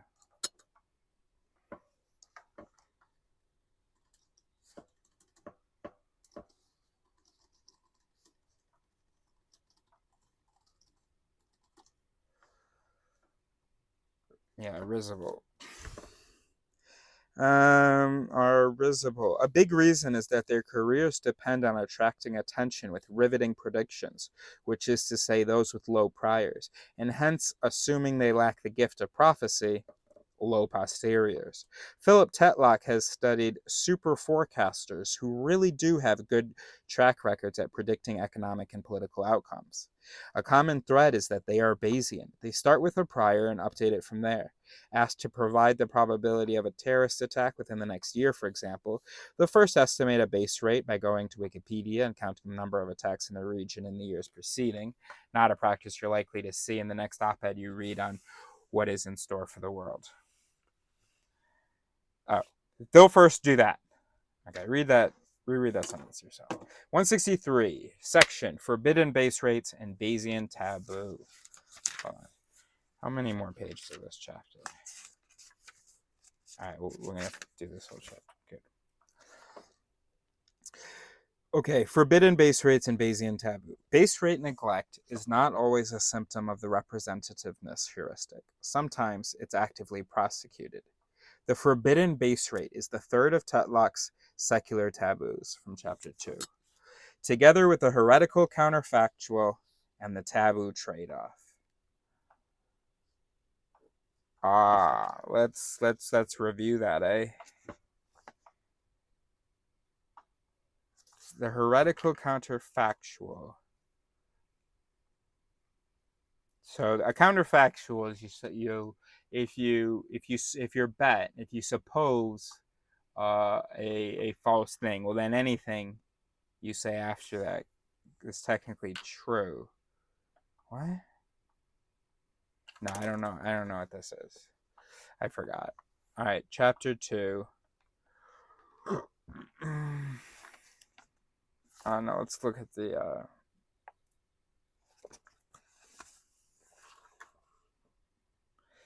Tetlock 62 to 65.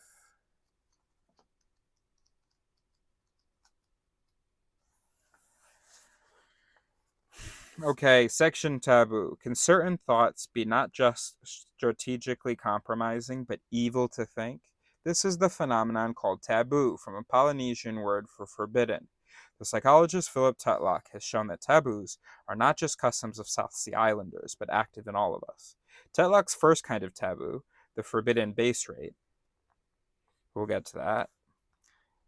A second kind is the taboo trade-off. Resources are finite in life, and trade-offs are unavoidable. Since not everyone values everything equally, we can increase everyone's well-being by encouraging people to exchange something that is less valuable to them for something that is more valuable. But countering this economic fact is a psychological one. People treat some resources as sacrosanct, and are offended by the possibility that they may be traded for vulgar commodities like cash or convenience, even if everyone wins.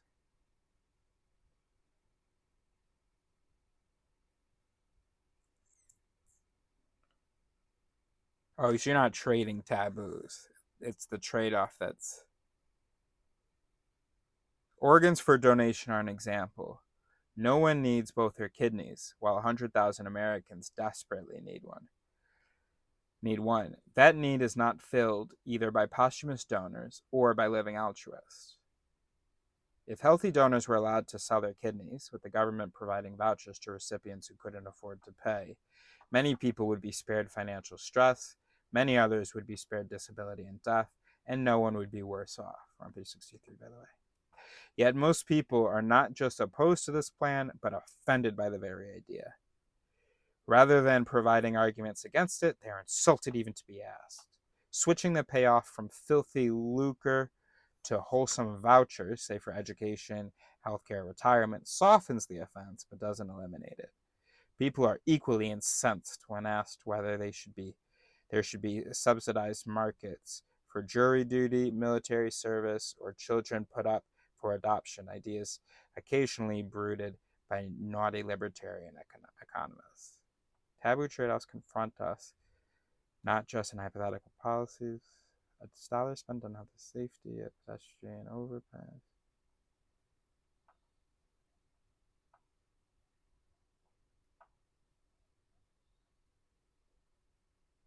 So it's taboo to do a trade-off, right?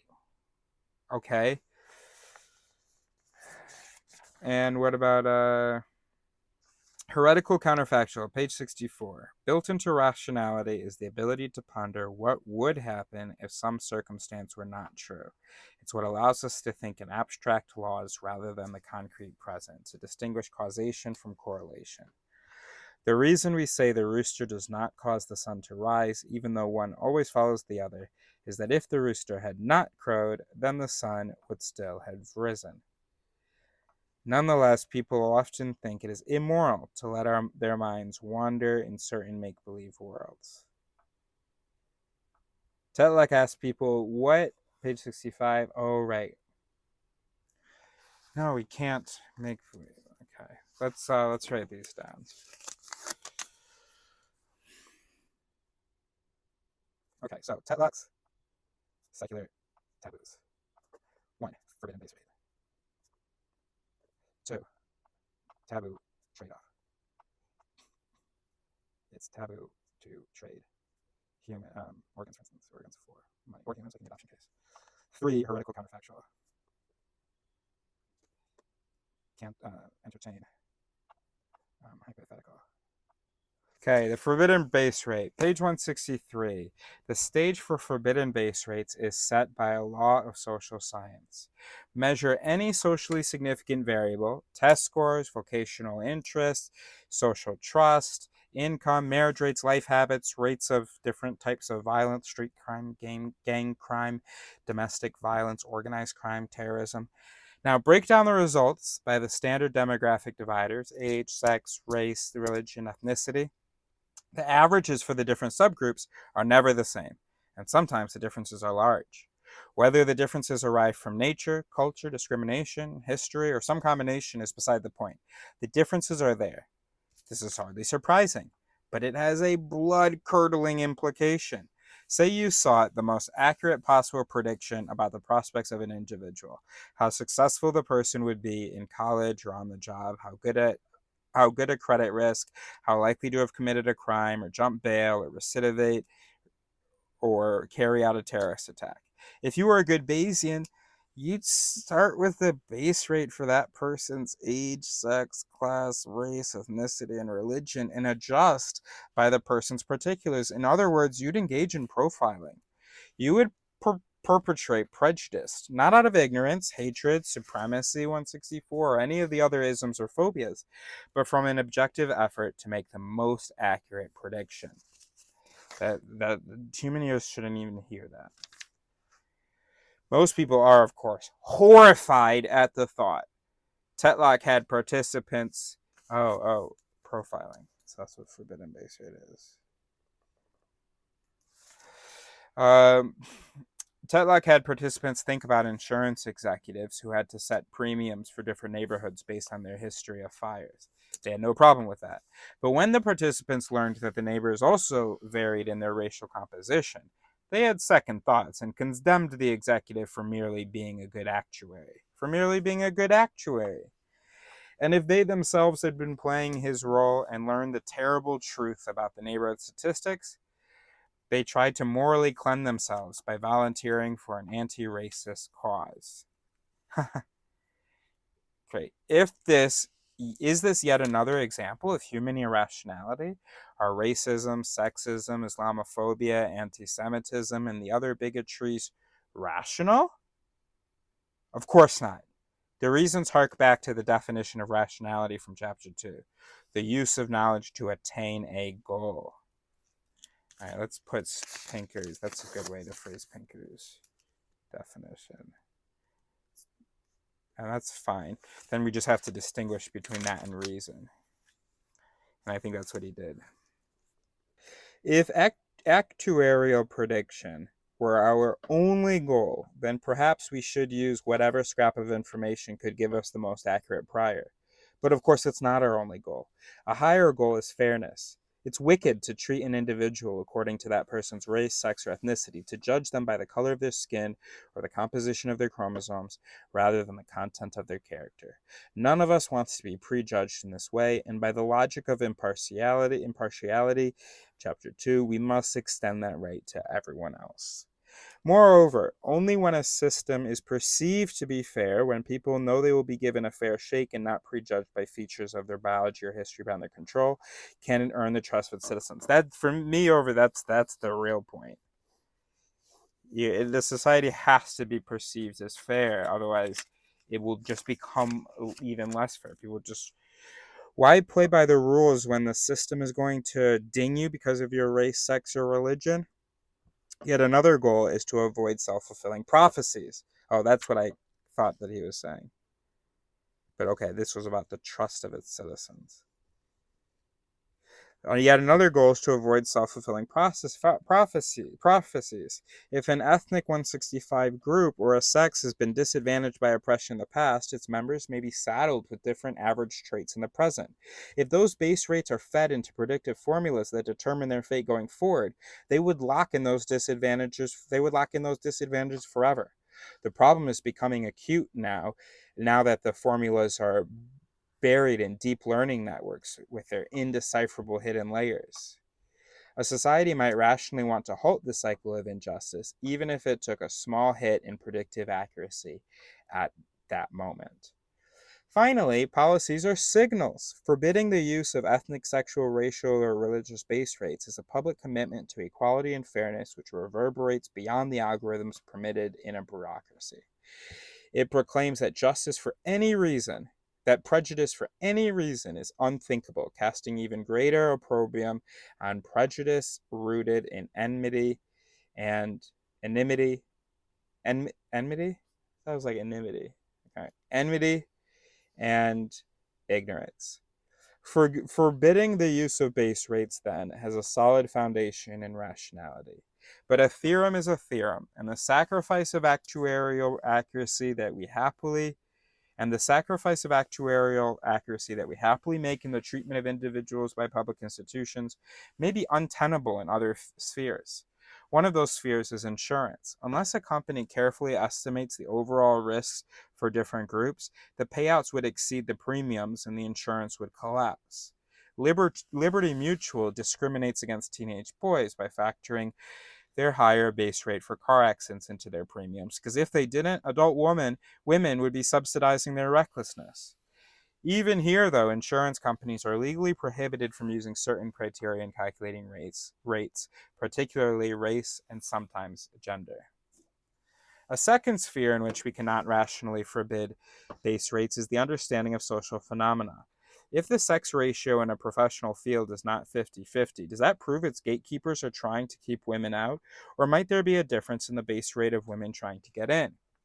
If mortgage lenders turn down minority 166 applicants at higher rates, are they racist? Or might they, like the hypothetical executive in Tetlock's study, be using base rates for defaulting from different neighborhoods that just happen to correlate with race? Social scientists who probe these questions are often rewarded for their trouble with accusations of racism and sexism. But forbidding social scientists and journalists to peek at base rates would cripple the effort to identify ongoing discrimination and distinguish it from historical legacies of economic, cultural, or legal differences between groups.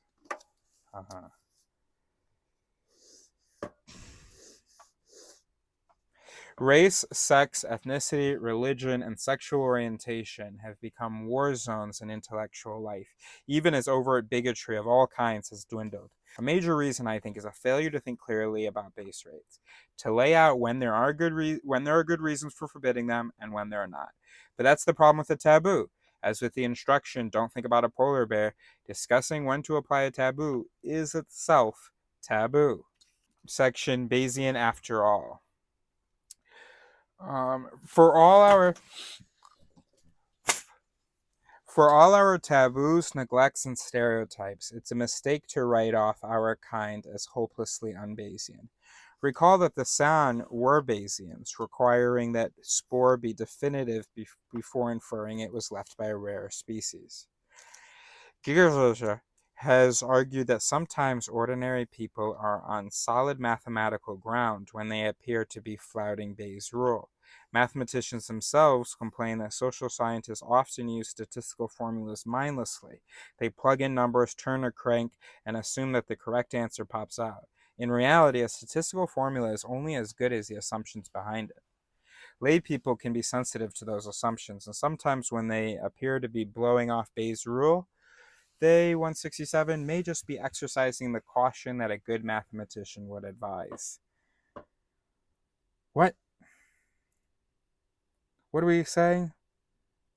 When do they appear to be blowing off Bayes' rule? Sometimes ordinary people are on solid mathematical ground when they appear to be flouting Bayes' rule. Lay people can be sensitive to those assumptions. What? All right. Page 167. For starters, a prior probability is not the same thing as a base rate, even though base rates are often held up as the quote-unquote correct prior in the paper and pencil test. The problem is, which base rate?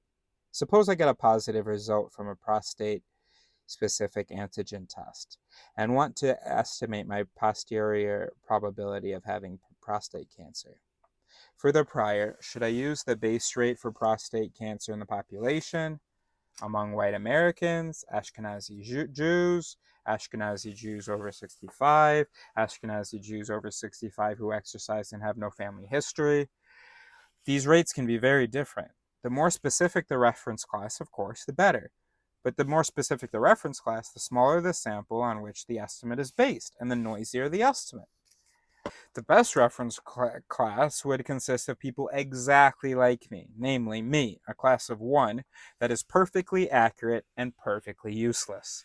We have no choice but to use human judgment in trading off specificity against reliability when choosing an appropriate prior, rather than accepting the base rate for an entire population stipulated in the wording of a test. Another problem with using a base rate as the prior is that base rates can change. I see. So a layperson may have considered, for instance, sort of been sensitive to, may have been kind of thinking, well, by the representative heuristic, Ashkenazi Jews over 65. And then it looks like they're flouting Bayes' rule because maybe they didn't use the general population, or maybe they didn't use a more specific class. Please tell me in the comments things that I did not understand. Another problem with using a base rate as the prior is that base rates can change, and sometimes quickly. 40 years ago, around a tenth of veterinary students were women. Today, it's closer to 9/10. Yeah. In recent decades, anyone who was given the historical base rate and plugged it into Bayes' rule would have been worse off than if they had neglected the base rate altogether. With many hypotheses that interest us, no record-keeping agency has even compiled base rates. Do we know what proportion of veterinary students are Jewish, left-handed, transgender? And of course, a lack of data on base rates was our plight through most of history and prehistory when our Bayesian intuitions were shaped. Because there's no correct prior in a Bayesian problem, people's 168 departure from the base rate provided by an experimenter is not necessarily a fallacy. Take the taxicab problem, where the priors were the proportions of blue and green taxis in the city. The participants may well have thought that this simple baseline would be swamped by more specific differences, like the company's accident rates, the number of their cabs driving during the day and at night, and the neighborhoods they serve. If so, then in their ignorance of these crucial data, they may have defaulted to indifference, 50%. Follow-up studies showed that participants do become better Bayesians when they are given base rates that are more relevant to being in an accident. Huh. Huh. Look, by the way, you can't really say we're like rational or irrational. Well, you can. We're not rational. You can't say we're irrational. It's not like we're just all of our mechanisms are shit. Some of them are better approximations, and in certain contexts, we have better, or it's better approximate. I guess we need a word for that. So we don't want to just because if reason isn't sort of a biological event, then either we redefine reason to say being objectively closer to coming to a reasonable result or to the correct result.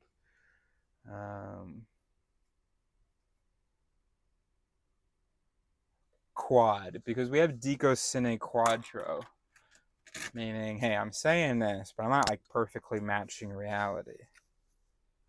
And because quadro meant like match or perfect or square, and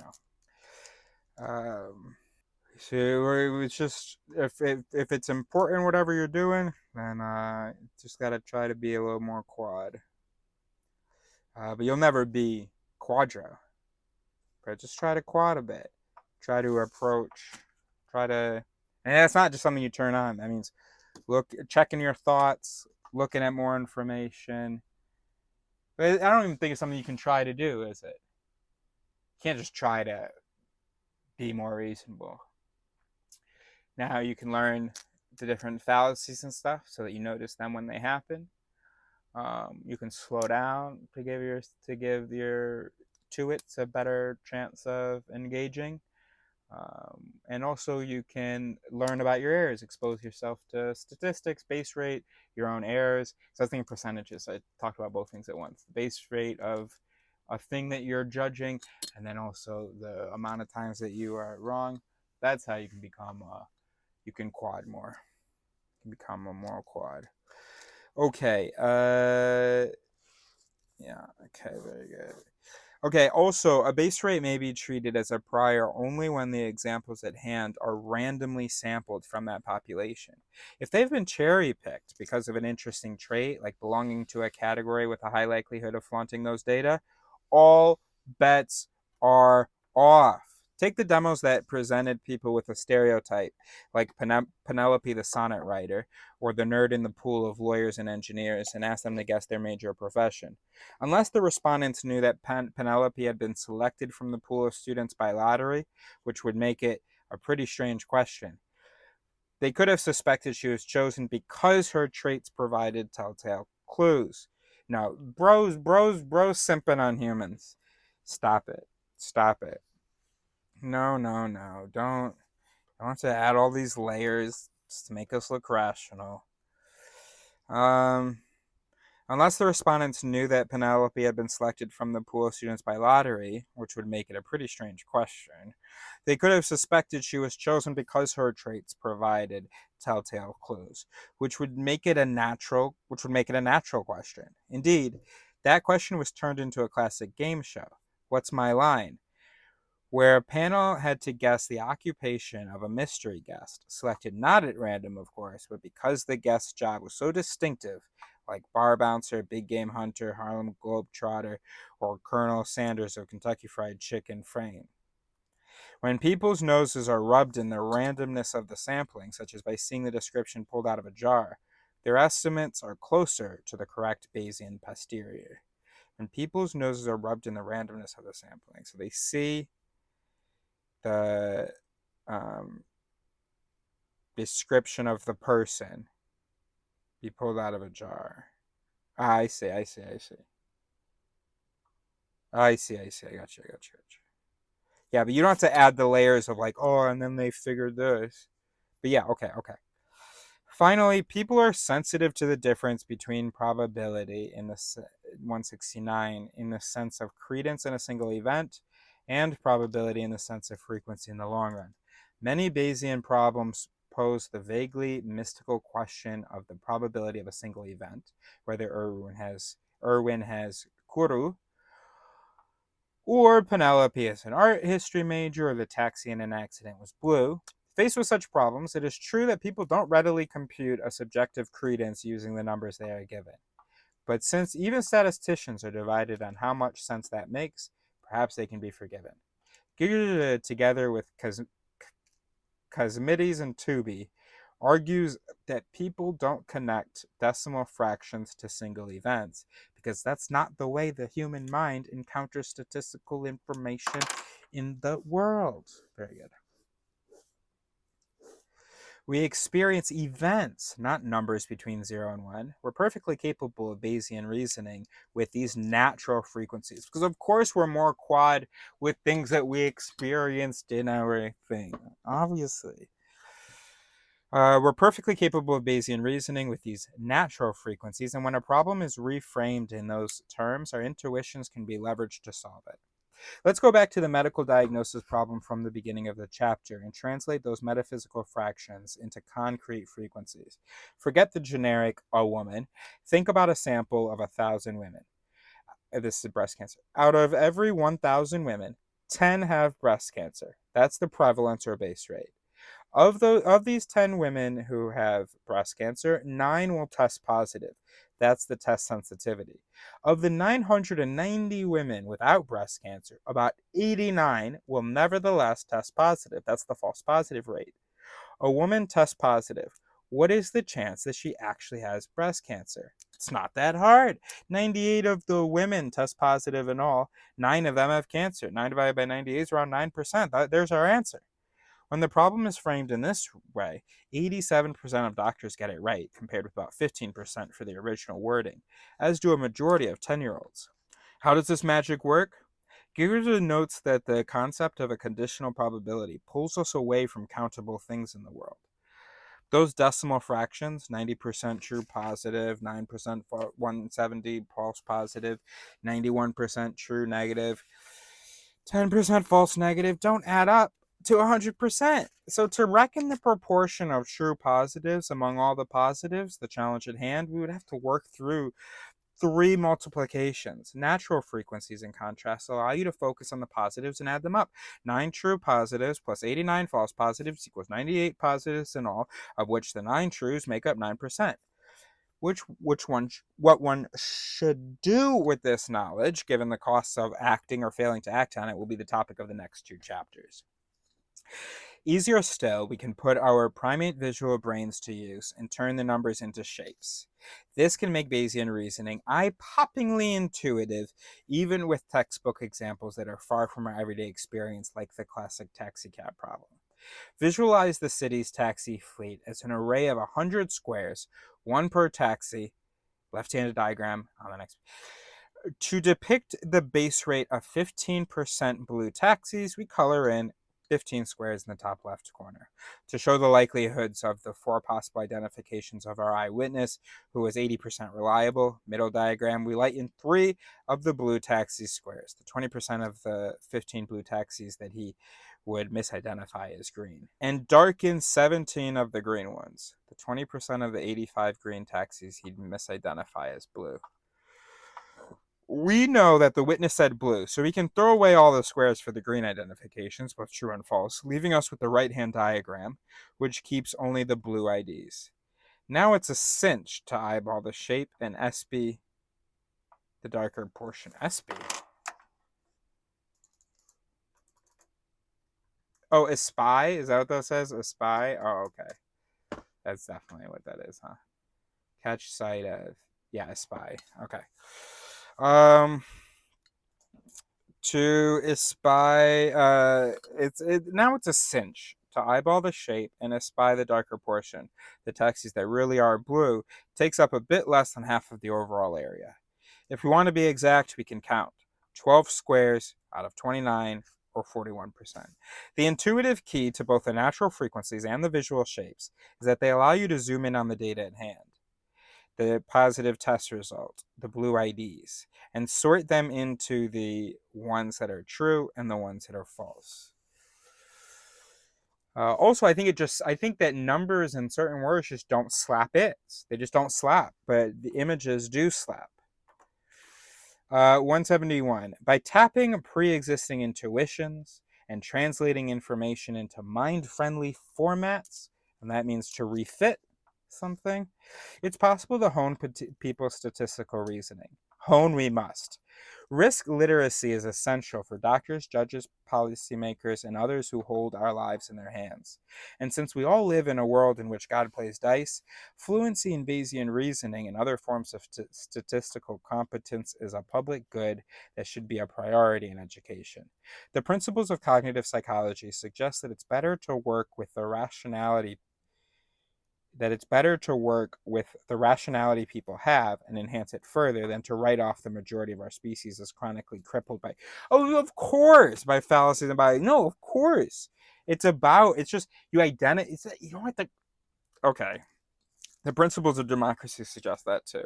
Okay, Pinker. I mean, I think you were the one being dramatic if you thought that, if that's why this whole time you've been protecting us from being called irrational, because you thought that if we're called irrational or not rational, or if it's made very, very clear that we've got tons and tons of fallacies and biases, that basically lots of our mechanisms are unreliable, then that means we're hopeless, chronically crippled. We are chronically, not crippled, we are constituted by its, some of them are mallets, and yeah, let's work with the bonnets, and and then also be able to notice the mallets, and let's work with that. Yeah, of course. Yeah, no shit. All right, well, there you go. We did all of chapter 5, Bayesian reasoning.